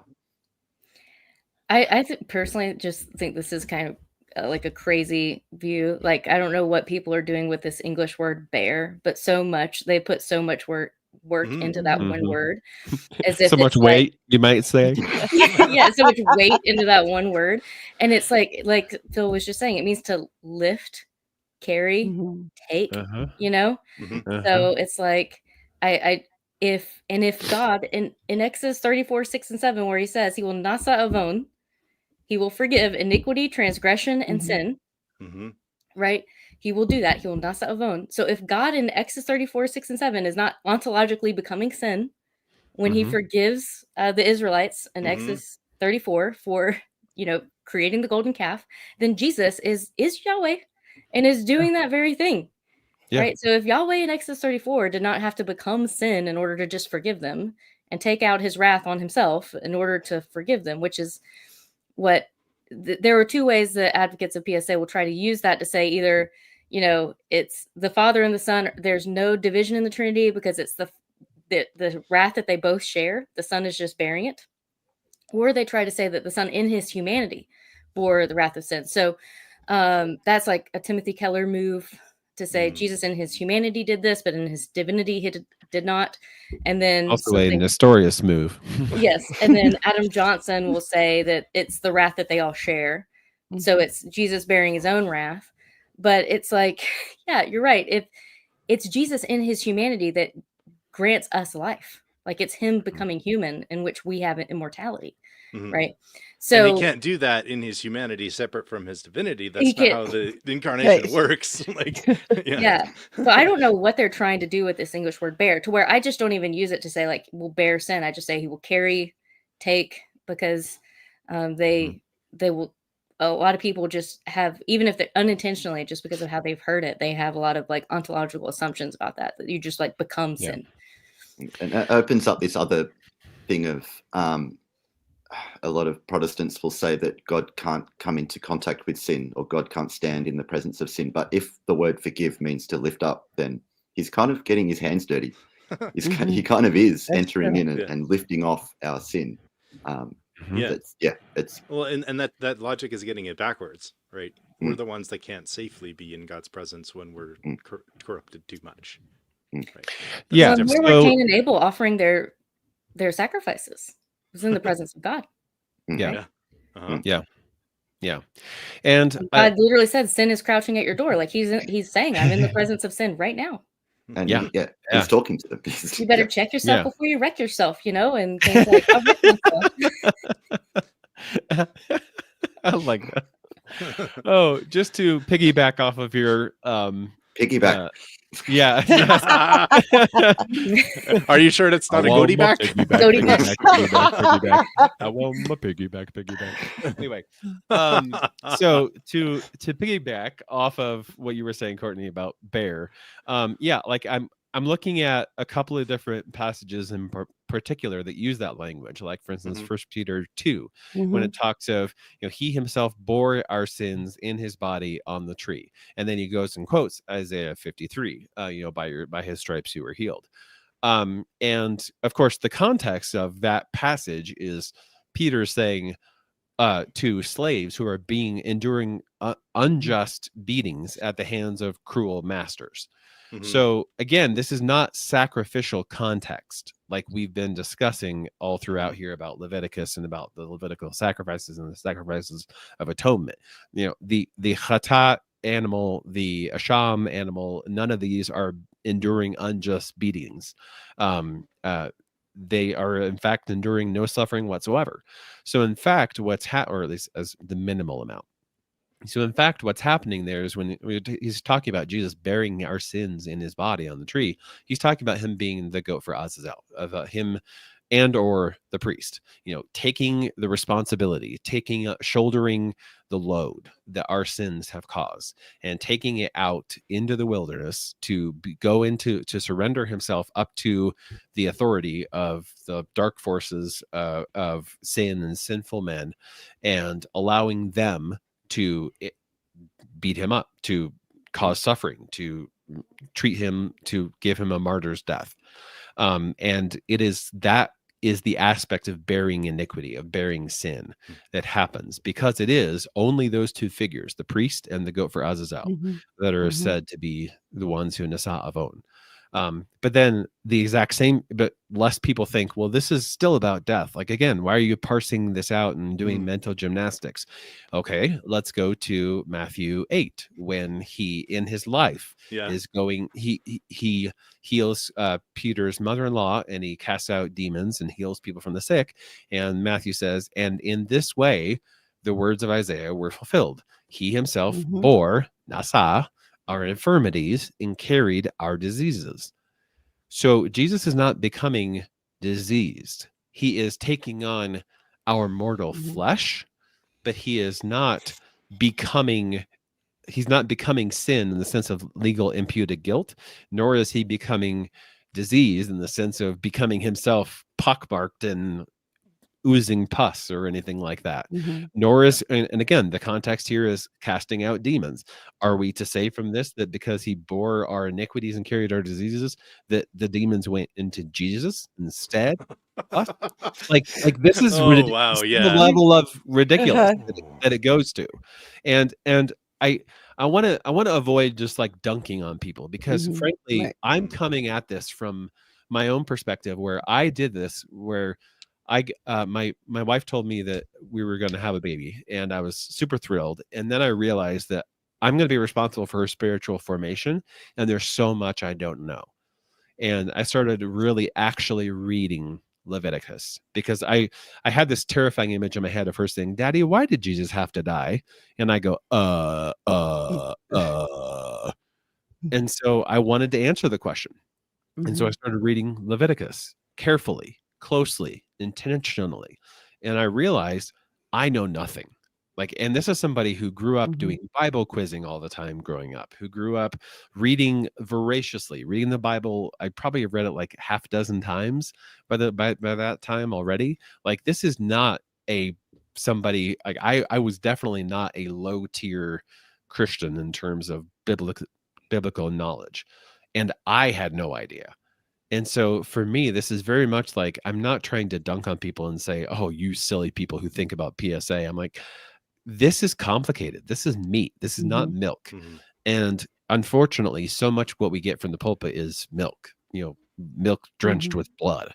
And what we need to actually be doing is really diving in ourselves and looking at, what does the text actually say? And don't assume that we know what kippur means, just because we see propitiation in Romans 3:25.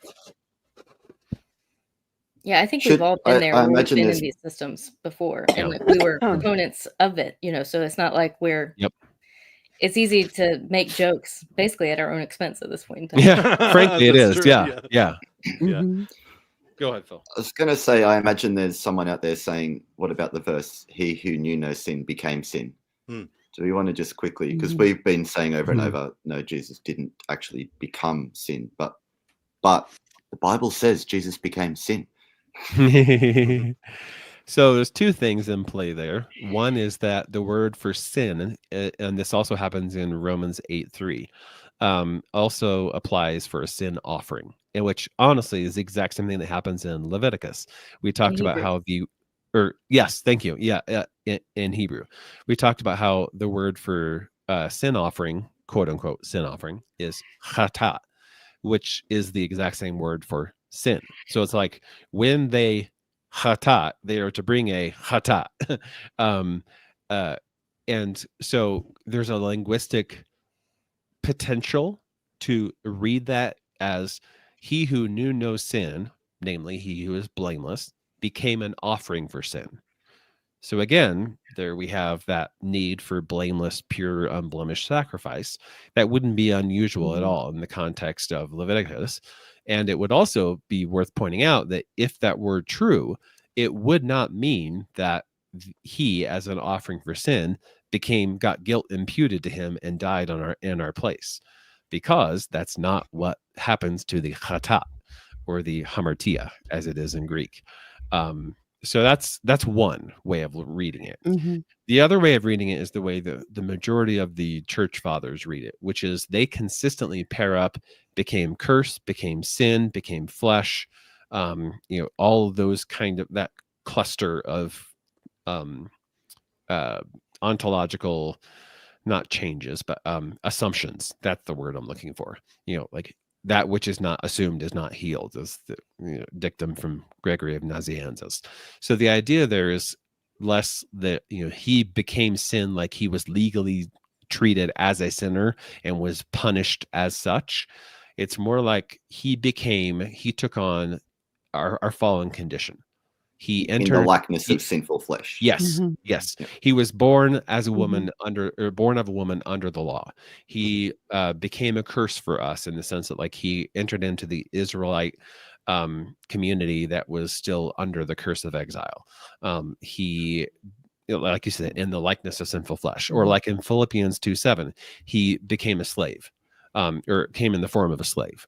Mhm. I'm sorry. So all of those things are all paired together a lot in the early church fathers.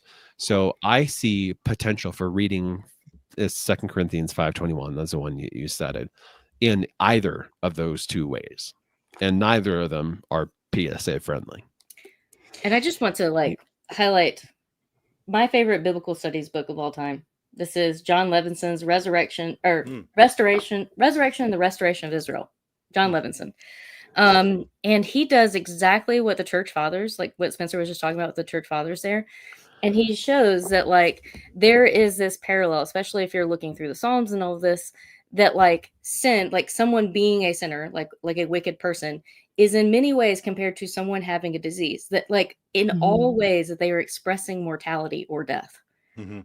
Right. So you could look at a young child who dies in infancy and they are mortal, right? Mhm. Even if they never became like this. But there is this, Maximus the Confessor talks about this movement from non-being into being. And this is very similar to how the Hebrew Bible conceives of it. Once we move from non-existence, from non-being into being, you have one of two trajectories. And you can either go towards well-being, which is where you're Mhm. thriving in life and you're living well, right? You're like a healthy baby, right? And you're growing into a child and you're growing into an adult. Or you can move towards ill-being. And so you become like an Mhm. unhealthy baby that is moving towards death from the moment that you move from non-being into being, right? Mhm. And so then sin, as transgressions that we commit, do that very same thing. They move us towards well-being, which is towards divine life, enacting God's good and perfect law into the world so that other people can flourish by the enactment of this law. Or we sin and we transgress the law, and by doing that we kind of become diseased ourselves, and almost like the Walking Dead. in the concept of the Hebrew Bible. So those ontological categories are not just like native to the church fathers, and this is how the church fathers think of curse and sin and all this kind of stuff. That is native to the Hebrew Bible and is part of the logic of resurrection, why all need to have resurrection life, whether they've personally committed sin or not, because we've all made this movement from non-being into being, and we are on either a path of well-being or a path of ill-being. Right. Right. Which is Thank you very much for good. yeah.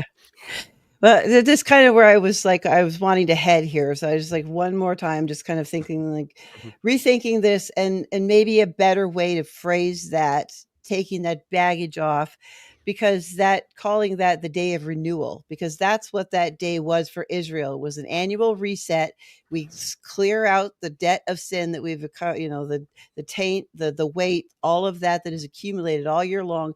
We clean that off. We send the garbage truck out, get rid of it there, and we got to start a new year fresh with a breath of clean air and clean holiness and clean camp and clean identity to start a try again so we get to this process of trying again every time. And if we're looking at it that way, in that sense of a renewal, and I don't want to get too far down the road of nerding out there, but you've got this like Courtney was talking about, there's this very much this idea of inclination in the Hebrew mind. And you see this starting in Genesis 3 that goes all the way through the whole Bible: choose life or choose death. And this is what's happening right here. So you can choose life or you can choose death. And that accumulates both the good and the bad, because that's the way your heart will be inclined and your choices will be made in that direction, depending on which way you go. Choose Tav, choose Ra, choose life, choose death.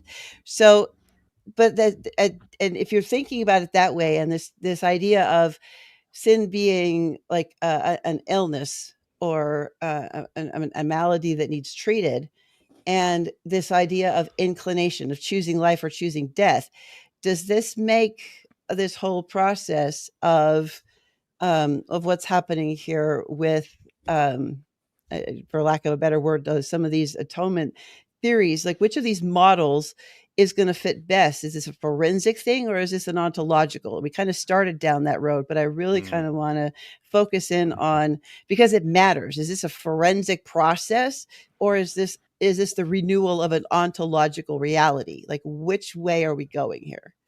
Very quickly, Amber, just to like really put a pin on what I said about John Levinson's book. Whenever you said, the Torah says this all the time, choose life or choose death. In Deuteronomy chapter 30, Moses pairs that with blessing and curse, life and death. I have set before you today. So that whenever we say curse language is referring to death, we're not trying to reread the Bible. We're going with the ontological categories the Bible itself has set up, and that those are paired together. That blessing is life and curse is death. And that Christ takes on the curse or mortality, takes on death on our behalf, so that we can be granted his immortal life. And that's taking on the katara, not taking on anathema, which is very important. Right. So, to say that Christ is anathema, or Jesus is anathema and Jesus is cursed, with that language is something that Paul is clear that you can't say by the Holy Spirit.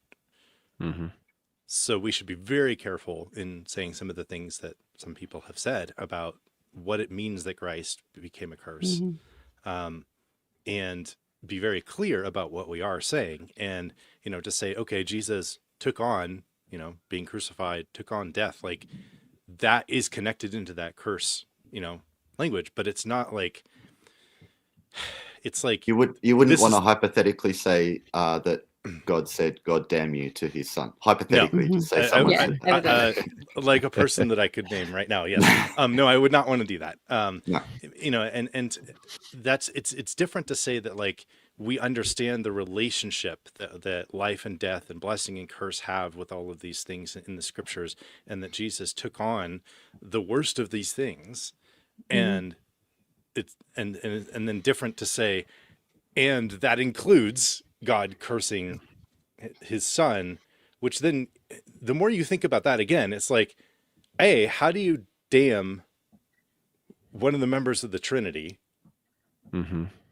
I'm not sure that's possible. Well, and if it were possible, then didn't you just break things? Like, again, it's just kind of like, I have a headache and it doesn't work for me. And fundamentally, in the context of Leviticus and the Torah in general, that whole concept of damnation is a category error, because like Leviticus 26, for example, lays out the curses of the law, Mhm. and they're all about life in the land. Mhm. And just Right. like the blessings of the covenant, I would argue, I don't know where everyone else is, but I would argue we're not about eternal life, not about the life of the age to come. It was not follow these and you will get the life of the age. It was Mhm. follow this and you will have life in the land. And like that's a consistent theme in Leviticus Mhm. 26, Deuteronomy, and everywhere else. And then if you don't, then your life in the land will fall apart. Your crops will fail, Right. your children will die, et cetera, et cetera. And pagan armies will sweep in and take you away and destroy everything that you hold dear. And that's really just God saying, look, I am, you are in this world of death, decay, utility, danger, and I'm going to create a snow globe of protection around you. I'm going to make holy space where you can be Mhm. safe. Now, inside that snow globe, to keep the covering from breaking, you have to do certain things. You have to maintain it. You have to, like, if this is like a zombie apocalypse, you got to, walk the fence and make Mhm. sure the fence is all, built up here. Or else the zombies will come in and will overrun, the nice, neat little camp that you got here. And it's not God saying, okay, I'm going to smite you if you do this. It's God saying, I'm trying to protect you. I'm trying to keep you safe. Mhm. Follow this and you will live. You will have Mhm. life, and you will Right. have life in the land. And if you don't, then you will have death in the land. That's exactly why Isaiah 53 looks at the suffering servant and says, we esteemed him Mhm. suffering to be cursed by God Mhm. and afflicted. It was not the actual instance of it, and that's where Paul talks about in Galatians 3 that he became a curse, like, and then it cites Deuteronomy 21, says that anyone who hangs on a tree is cursed. He died a cursed death. He died Mhm. he died a death that looked like a curse, Mhm. that felt like a curse to everyone watching. Yes. It looked for all the world like the Deuteronomic curses of the law were falling on the suffering servant. However, you look closer and you see the totally opposite. Mm-mm. Right. And And then you see there's him okay, go saying ahead. from the cross with Psalm 22, right? Mhm. My God, why have you forsaken me? This is what it looks like. This is what people are seeing. But then he's also calling their attention to read the freaking whole psalm. Please read the Mhm. whole psalm. Please read it. Anyway, don't feel strongly about that at all. Read the whole psalm, and Mhm. you get, God did not turn his face away. And you get vindication for the servant in the end. Like, all of these things are there, and so it's not just a pointing of like, oh yes, he was abandoned by God, and let's load all of the baggage that we want Mhm. into that clown car. But sorry, we had a chat leading up to this where I mentioned that, and we were laughing about the clown car thing. So, Yeah. but yeah, I mean, it's Mhm. not just loading everything into what you could possibly mean by being abandoned by God. It's recognizing that's a very specific thing, and in the context of the psalm, Mhm. it's that moment of him being on the cross, not being rescued from the cross, being handed over, handing himself over, laying his life down. That's that sense, and everything else is vindication. Everything else is Mhm. victory. Like, yeah, anyway. Yes, I have a question for the panel because I have Mhm. my own feelings and intuitions about No. this. Yes. But when people say like Jesus took on the wrath of God, which I think Mhm. we've talked about in other contexts just amongst all of our chats that we Mhm. have going on, that there's no Bible verse that says Jesus took on the wrath of God. Nope. But that, like, if we offer something like what we're talking about, they're like, well, then we didn't deal with the wrath. Mhm. And if I say Jesus took on the wrath of God, then that in no way breaks the Trinity, and that doesn't, do all these really negative, consequential, theological things like Nestorianism or rupturing the Trinity or something like that. Mainly because I just say it is the way that I feel like it kind of comes about. But can you see a way out of either a rupture of the Trinity or a rupture of the natures, like the hypostatic union? Yes. But it's to actually read the terms like abandonment and wrath in biblical ways. No, but if you're trying to preserve PSA. Like, Yeah. No. No. You're trying to preserve the wrath on No. Jesus. Yeah. No. Yeah. Even if they say like, oh, well, it just I'm not breaking the Trinity, I promise. Yeah. And Spencer, you've talked about what the wrath of God is in another context with Christ on the cross. Do you want to? I'm going to give a shout out to another podcast, Carrie Griffle's podcast, Genesis Marks the Spot. She's doing a whole series looking at Mark Scarlatta's monograph about wine and joy and the cup imagery. And one of the things that he talks about in there is and she's pulled this out at length, and it's really, really good. So I would definitely recommend it. There's a whole series of them. She just got done doing the episode on the cup of wrath. And of course, the Bible Project also has a whole series that they did on Exodus 34, 6-7. And part of that series, they looked at the cup of wrath imagery in the Old Testament as well as in Jesus's language. I would recommend both of those as being really good sources for what I'm about to talk about. Bottom line, though. Carrie Griffle, Genesis Marks the Spot, it's been great. Yeah, like I listened to her Cup of Wrath podcast, and I was like, oh my gosh, I am learning so much more than I ever expected to. Not so what not Courtney a criticism said, of her, but yeah. So what Courtney said, Carrie used this great line of there's no dispassionate scales of justice. It's not like there's like this law that is higher than God, that everything must be made just. I just love the term. I think that she said that dispassionate scales, like as though God is just looking on without any emotion, is like all wrongs must be right. All, Well, and ultimately, I mean, there's two things I would say about that, like cup of wrath idea connected to justice. One is that God says, if anyone confesses their sins, I will be faithful and just to forgive sins in 1 John 1:9. So it is just to forgive sins. That is part of God's justice, which connects to how he talks about his justice in Isaiah 55. The passage that we always think of as being like, God's ways are higher than our ways, his thoughts are higher than our thoughts, comes in the context of God saying, if any sinner comes to me and repents, I'll accept him. And the people are rhetorically saying, what are you talking about? Like, you have to get these guys. And he says, no, my ways are higher than your ways. My thoughts are higher than your thoughts. Which is literally what happens with Jonah. Yes, like, exactly. I knew you were forgiving. How could you do this? Yes. Yeah. He says, right. I ran away and didn't go tell the Ninevites to repent because I knew you would accept it. I knew you were a big softy. I've seen, I've read the history of my people. I know how this works. This story ends.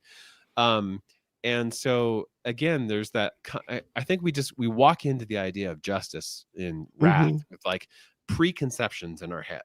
And they just are not founded in the text of Scripture. When we look at the text of Scripture and what the cup of wrath means, it is exile. It is consistently God saying, I'm going to hand my sinful people like over to the nations to be taken away into exile. But I'm also going to highlight again from Exodus 34, 6-7, where God says, I love to forgive sins. He also says, I am long suffering. So wrath is what happens when long suffering finally runs out. When God has put up with and borne, carried, shouldered the cost of their iniquity for so long and done so much. And that's really ultimately the narrative of the entire Hebrew Bible is God doing that.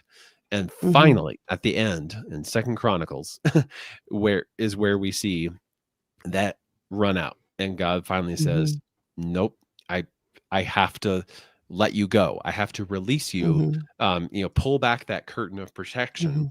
So, and the presence leaves the temple in Ezekiel, and then the chaos waters rush in and swallow them up. But even then, like in the prophets, How can I abandon you, Israel? How can I give you up, Right. Ephraim? Yeah. My compassion, my raham is turned within me. Like all these things, like God is not, his cup of wrath is his last resort to get the attention of people who will not listen any other way, Yeah. so Right. that he can heal and restore and renew, to go back to your day of renewal. Yeah, so he Right. can renew them. Right. And- Right. Well, that Go leads ahead. to the misconception. Oh, sorry. Mhm. That people have, like, if I sin, then it deserves to be punished. Like sin is Mhm. 1 for 1. Right. Whereas, like what we're discussing here and what you see in Deuteronomy 27:28, is that there is this building up. Like there's an accumulation, and so it's not just like I sin or Yeah. somebody way before me, like Adam sinned, and therefore I must be punished unless God were to Yeah. grant me some kind of special grace that otherwise I Yeah. wouldn't have. Mhm. And we can see, like, just to go back to you asking that question, Courtney, and to say what I mean when I say yes. Right. I think we can say, right, the Father allowed for the Son to be handed over to be crucified by the nations, right, outside of the city, right? So in a sense, can we say that the Father abandoned the Son? In that sense, yes, but that's the only sense, right? Can we say that that is how the prophets talk about the wrath of God with Israel? Yes, right? So did Jesus bear the wrath of God in that sense and only that sense? Yes, we can say that. But that doesn't mean that Jesus was abandoned by the Father on the cross. Jesus also handed himself over and allowed himself to be handed over. He laid down his life. So you have Trinitarian unity in that. And to say that we can say yes to those ideas in that language in only those senses is not an invitation from me to then have someone say, oh yes, let me load in everything I mean by abandonment and Right. wrath into those Right. passages. And that's where you start to get into a lot of the trouble, is if you take that and you say abandonment and you take that the direction a lot of people go, where it's goddamn Jesus or something like this, how do you not break the Trinity, as you were saying, Courtney? Like, if you take it as, this is, all of the wrath of God against every sin, like, is poured on the Son and all of that. Again, I'm just like, how does that work? Like, I don't see how that works anymore. And I don't want us to just allow for people to drop that into the buckets that we mean by those terms if we say yes to a very narrow definition of those terms. And it's why when people ask me if I believe in PSA, I say no, and then I can kind of say yes in these very narrow terms that say these tiny little things that kind of connect into the ideas and the logic, but really the answer is no, I don't believe that. Right. No. So that's what I would say, just to clarify. And I was thinking about that. I have, like, my brain's going all over the place with this, but I'm trying to, like, corral it down and think, like, if we go back to the context of Leviticus and the mindset of Leviticus, there's not the, they're focused on their understanding of the way that justice is going to function, and that the prophets talk about a lot is most of the function of justice in the Old Testament is restorative. It's redemptive. It's this idea of renewal. Very small piece of it is punitive. That, like Spencer was saying, when you run out of hesed and you give me no other choice, you go, like, this is where some of the hardest chapters in Ezekiel 16 to 24, and Spencer and I did a really fun episode talking about that, but this is where that plays out, and God is explaining this process of watching this play out of this long suffering, because he's watching this for thousands of years, watching Israel misbehave, break the covenant, be unfaithful, worship other gods. Like, this is, and that's this grief of God expressing, having to watch this, trying to again and again and again go back, and every opportunity. And you see, when you go through and carefully read through the prophets, there's this idea that they all go back to, if you just incline yourself in this idea of the ontological response of choose life, choose death, all of this wrath stops immediately. God will, on a dime, stop it without a hesitation, without anything. It is within their choice to stop that. That's but what he they says in Jeremiah choose. 18. Yep, they choose not to, again and again and again, and finally, after a while, and this is Ezekiel 24, they are so tainted with their own rebellion of choosing death. They are so dead inside. God just has to let Israel die. He has to cast them from the land. They have to die, because then they have to. But then you get into this concept that is cyclical in Hebrew of creation, decreation, recreation. And this language happens over and over and over again. And that is, I think, ontologically what's going on here. We're created, we go through decreation, living in a tainted, fallen world. And then we get to the day of renewal and we are recreated. And that's what's happening. And that, I think, well done on bringing us back to the main point. I think that's the point of Day of Atonement. And Day of Atonement, like we've said, is in the middle of Leviticus, which is in the middle of the Torah. That's the point of the Torah, is to get rid of the contamination and to make rebuild everything into its whole and complete state. And wrath doesn't do that. Like punishment, it doesn't. That's the question I have for a lot of people. I'm like, well, what does wrath or punishment achieve? It doesn't remove sin. It doesn't change anyone's heart. All it does is just fix some scales of justice that have to be balanced. But and I think that's what the instances where Isaiah 53 is quoted in the New Testament. It's that making things complete and removing of the impurity, removing of sickness that is happening. It's not in the punishment sense. Yeah. I kind of have to go because I forgot I was picking up my husband right now from work. Okay. So, but my last statement is going to be, like, a lot of people think we might be squishy if we say that justice is always about restoration or something like that. We just can't handle the punishment. But what Amber just laid out is, you can read this in any prophet scholar worth their salt, that the prophets warn of the coming judgment due to their repetitive and unrepentant sin. But then they always speak of the restoration or renewal that's on the other side. So sin, judgment, and renewal is the constant pattern through the psalmist. And Abby Kaplan talks about this in her book, Misreading Ritual, of how this sacrificial system does that very thing. And she says, when the psalmists long for God's judgment, that is because they trust God's goodness. And so you'll hear people say, like, how could we come before a just and holy God in our sinful state? And we as sinners can't be in God's presence. And we've talked about all these places. Number one, Jesus is God, and he's in the presence of sinners all the time. Like, that's what he decided to do. And nothing blows up. Nothing blows up. But also that this judgment and holiness and justice is not contra God being good and love. Yes. Yes. That this is his natural orientation to mankind, is love. And if you love your children, your goal is for them to grow up and no longer long to do the thing that is causing their own destruction. And so the way that you correct them is disciplinary so that they can be restored. That's normative. And so Abby Kaplan draws that out, like I said, in her book, Misreading Ritual. We all could, like, name 1,000 Leviticus books you should read. Mark Scarlata with his book on wine, but also his book on Leviticus is really good. But the Rock Badger. The Rock Badger. Yeah, ultimately, we need to not think of these dichotomies of God being holy and just is separate from God being good and love. This is the normative way in which God moves towards the world, is that it is good and he loves mankind. And it depends which side of it you're on. Like it's restoring, or so if you're the Israelites who had become like the snake or the serpent, then they're on the receiving end of the justice feels up by Courtney. No,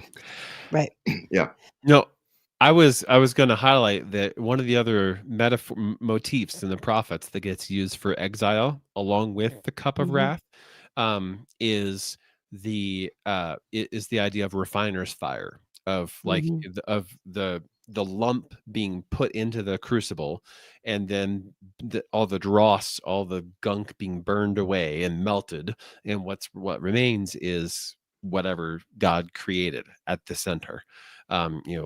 And so that really also is very much that's connected. Like whenever we think of the cup of wrath, we have to think of that refiner's fire imagery at the same time. Mhm. They're really the exact same thing. And a great example of this is in Jeremiah 49 15. I believe I'm getting that right.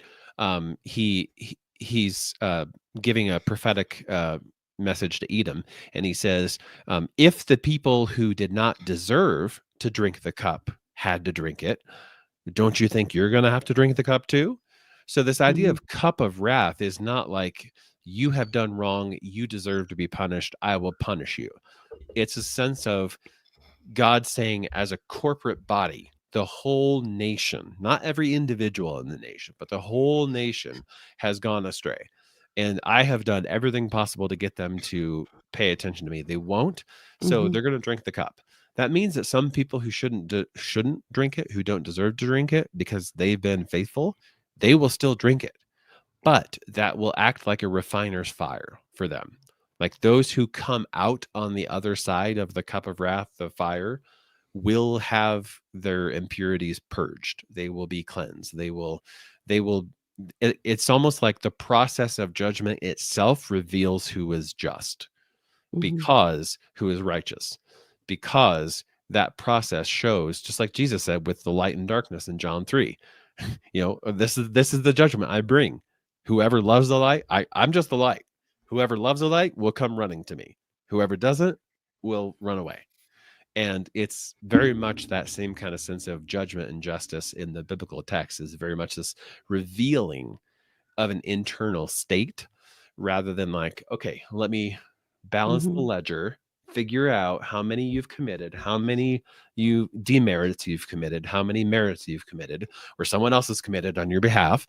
And then I'm going to Mhm. balance it out somehow. And if you're over here, then you're good. Like that's just not at all the way the Bible talks about justice. No, it doesn't. And I think that adds into the confusion. And I was also thinking quickly about this. I don't want to get too far down this rabbit hole, but I was thinking about this idea that I went to train of thought just derailed. Hang on a second. Oh yeah. So in some of these models that we've been talking about a little bit, there's in making it forensic instead of ontological, you've got this break in this process that shouldn't be broken apart between like justification and sanctification. Those shouldn't be broken apart. Those are processes that, if at best, we get backwards when we break them apart, and we want to front load Mm-hmm. the justification, and then Mm-hmm.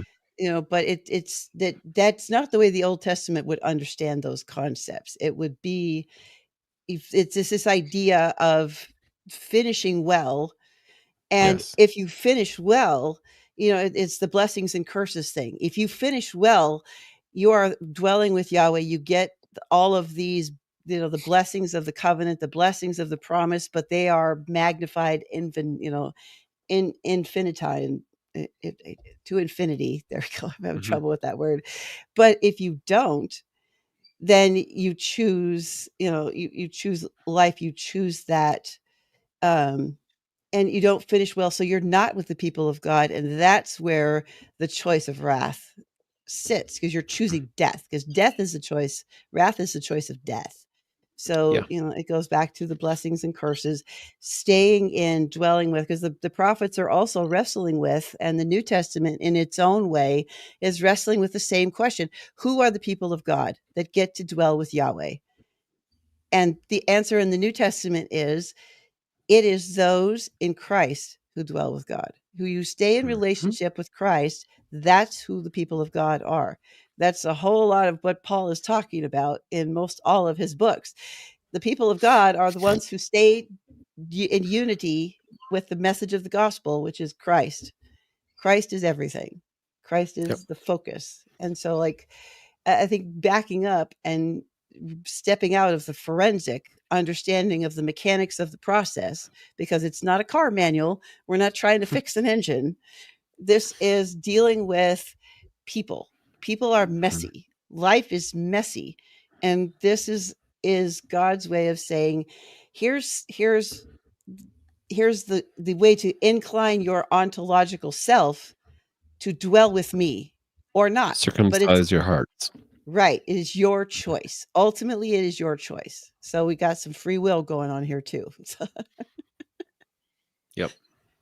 All right. Yeah, and that's why I like the idea of Day of Renewal, because Mhm. it was a reset button, a reboot for the whole sanctuary and for the whole community of the whole covenant community, once a year. And that was their reminder, both that, look, this is only a temporary solution because we have to keep doing it over and over and over. Stuff keeps happening. Like, this is not the final end all be all of what's going to solve the sin and impurity and death problem.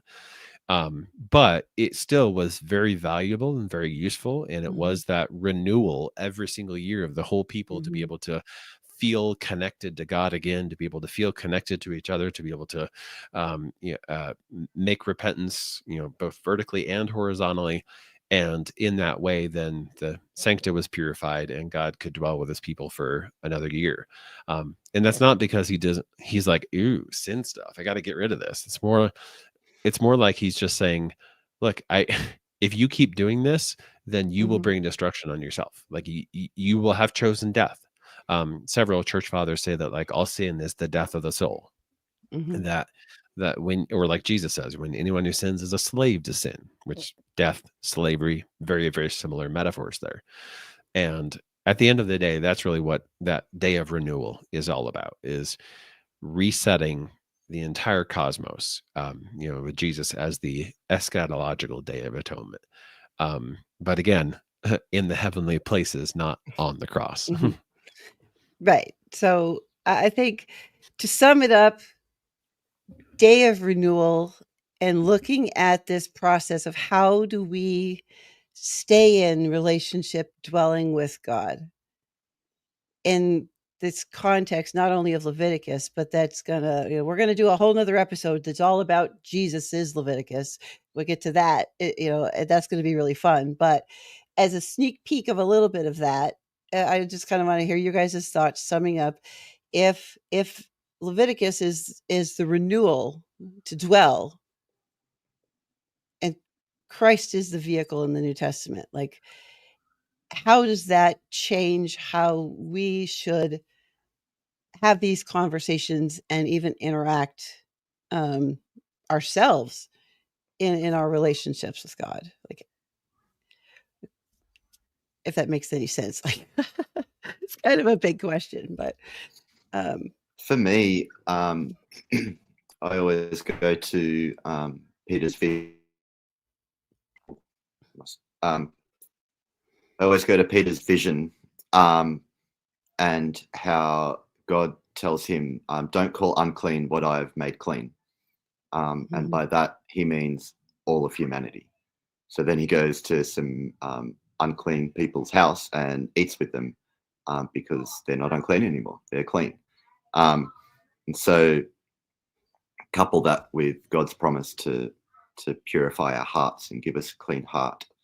I think because of what Jesus has done, by entering into our humanity and uniting us to himself, he has purified humanity. And so if we are in Christ, like Paul says, then we are, I need to say it without saying something blasphemous or heretical. If we are in Christ, then we are kind of a part of him. We are an extension of Christ on earth. You are a new creation. Yeah. His Yeah. sufferings become our sufferings. Our sufferings become fill up his sufferings. Yeah. Everything that's true of him is true of us. And that can only happen because we know that God doesn't dwell in impure spaces. So we have been purified if the Holy Spirit dwells in us, because we are in Christ and we share and participate. Everything that's true of him is true of us. Yeah. Sorry, I had to run to deal with the emergency that the TV wasn't working. Okay. um, That's okay. yeah, I think one of the things that comes to mind, because you're talking a lot about the difference between kind of the law or the punitive system or the legal system or the debt system or whatever versus the ontological, is just asking the question of how we understand mercy and justice. Mhm. And that when Jesus healed a man's son by exorcising a demon, right? Was that an act of mercy or an act of justice? The frame that we often have for things within the legal sense has to look at that and go, I guess it's an act of mercy, right? But you look at it and it's like, well, that's the right answer, because the guy literally says to him, "Son of David, have mercy on me." Mhm. And please, help my son. But also it's an act of justice because A, he's dealing with the demon that is in the wrong, and he's restoring that boy to what he's supposed to be.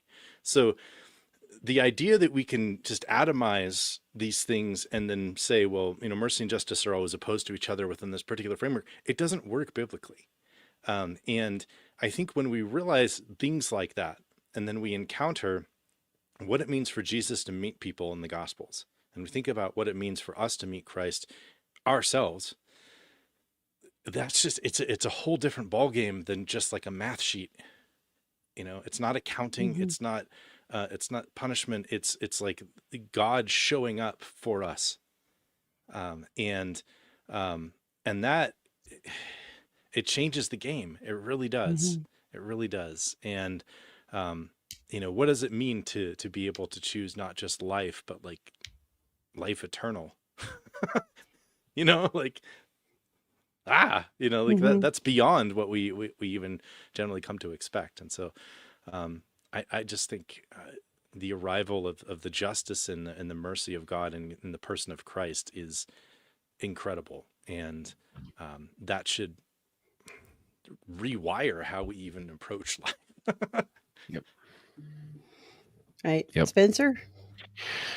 Well, ultimately, it comes down to, this is why Leviticus matters, because if we read Leviticus and we see a God who is telling them a bunch of arbitrary and capricious rules with arbitrary and capricious punishments attached to those rules for messing up and even the tiniest amount, then we will have a certain view of God. And for many people, that will push them away from God.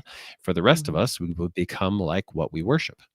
And that is a pretty damaging thing. And that's exactly Mhm. why I do what I do with the people that I do, because many of them have grown up in those systems like I have. And it does a number on you psychologically. It really does. Mhm. And so instead, what we have in Leviticus is not people coming into a courtroom trembling with fear. What we have is sick people coming into a hospital looking to get better, looking for healing. And a God who is not sitting there saying, you Mhm. haven't done the right thing, so here comes the wrath. What we have instead is a God saying, finally, thank you. I have told you to choose life, not just because I want you to, but because it is best for you, because that is who I made you to be. That is who you are designed to be. And so thankfully, thank you for coming in and accepting the medicine that I've been offering all this Mhm. time. And that's really ultimately to me why Leviticus matters and why it's important to learn all these details and minutia, because they deeply, deeply affect our view of God, which then affects our view of us, which then affects our view of the world, and so on And and around so and on. around it So, goes. Yeah. Yeah, right. Right. Yeah. You actually beautifully said that, Spencer, because that's the same thing I was thinking. Because I grew up in a context that was enthusiastically PSA following. And we heard, Jonathan Edwards and Sinners in the Hands of an Angry God at least once a year.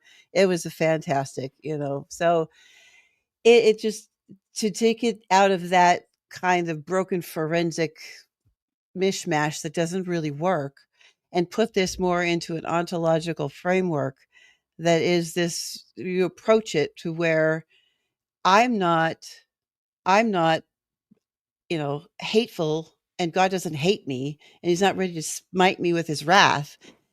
Instead, it makes it so I am sick, and I need the loving God in his long-suffering patience and mercy to continue to heal me so that he and I can dwell together forever in that hesed loving relationship. That just completely changes the dialogue. It completely changes the way you view yourself.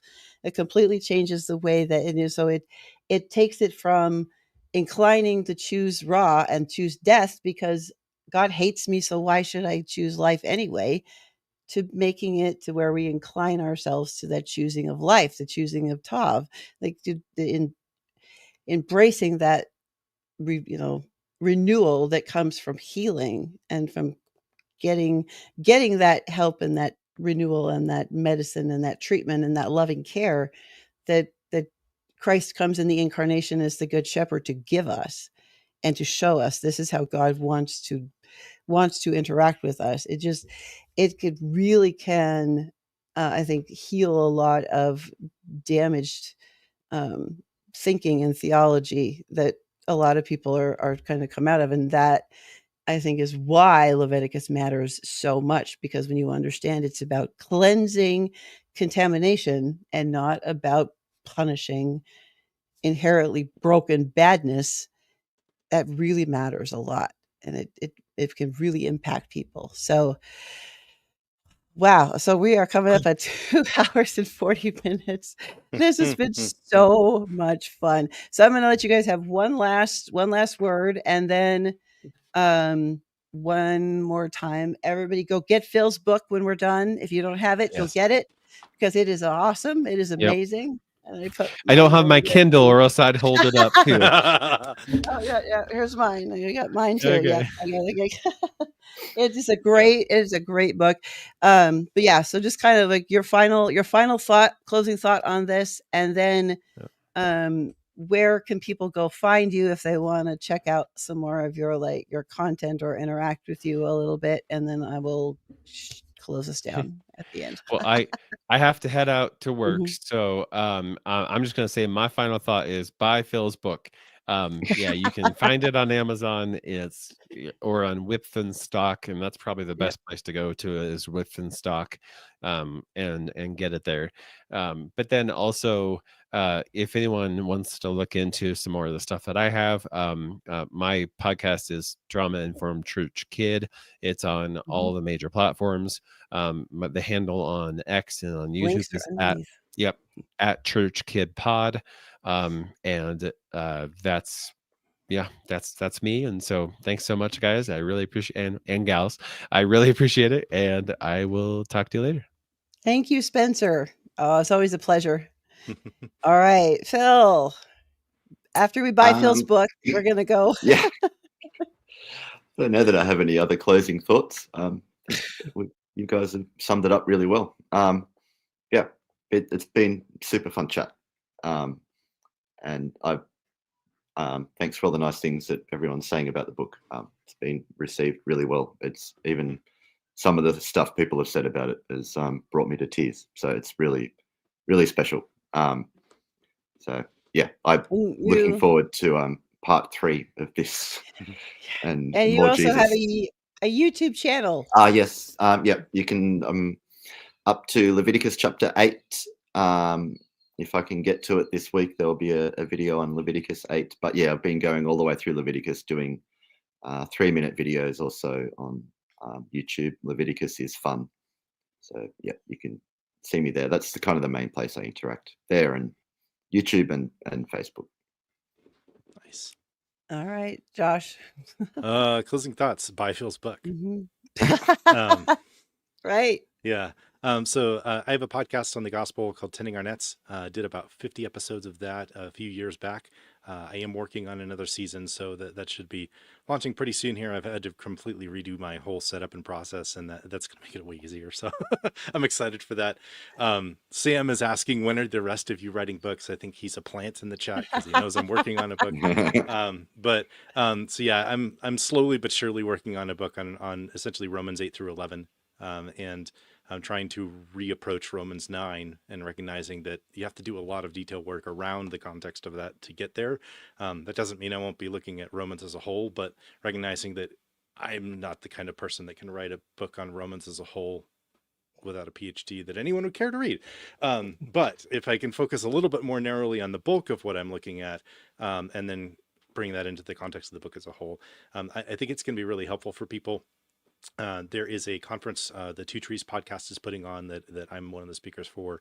It's a virtual conference, so you can just kind of go to their site and find that. And they're posting lectures every month, and then having kind of small groups and having discussion with the person that had the lecture every month. And so you can look forward to that. And that one I'm doing is on finding Christ in Romans 8 through 11, particularly in Romans 9 6 through 24, which people usually kind of lose sight of Jesus in there somewhere. So I'm excited about that. I think it's a good way to help frame the chapter, and then look at some of the other things that are involved there and go on from there. You don't need a PhD to write a book. You just need to find your hook. So Yeah. be a butcher. Well, yes, but if I were going to write a book on Romans at the level at which I'm trying to write this, it would be like 1,000 pages, and I don't want to read that book from myself. I don't think anybody else would care. That's There very are true. plenty of much better books on Romans that go through the whole thing. Mostly what I'm trying to do is pull on things that I have not seen other people pull together in some of the same ways that I kind of see them fitting together. And so just really trying to kind of illuminate some things that like I said, just fit together a whole bunch of things and then see how it goes. All right. So I've got several things coming up here. I start a new semester on Thursday. What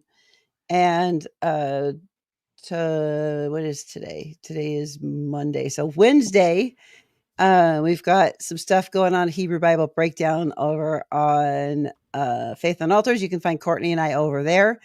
And next Monday, I have Leighton Flowers and Nick Quint coming. We're going to talk about reading the Old Testament in the Tanakh order and why that matters and why that's important. Everybody should do it once. Definitely. If you haven't, go do it after you read Phil's book. Then go read the Old Testament in the Tanakh order, because that's important.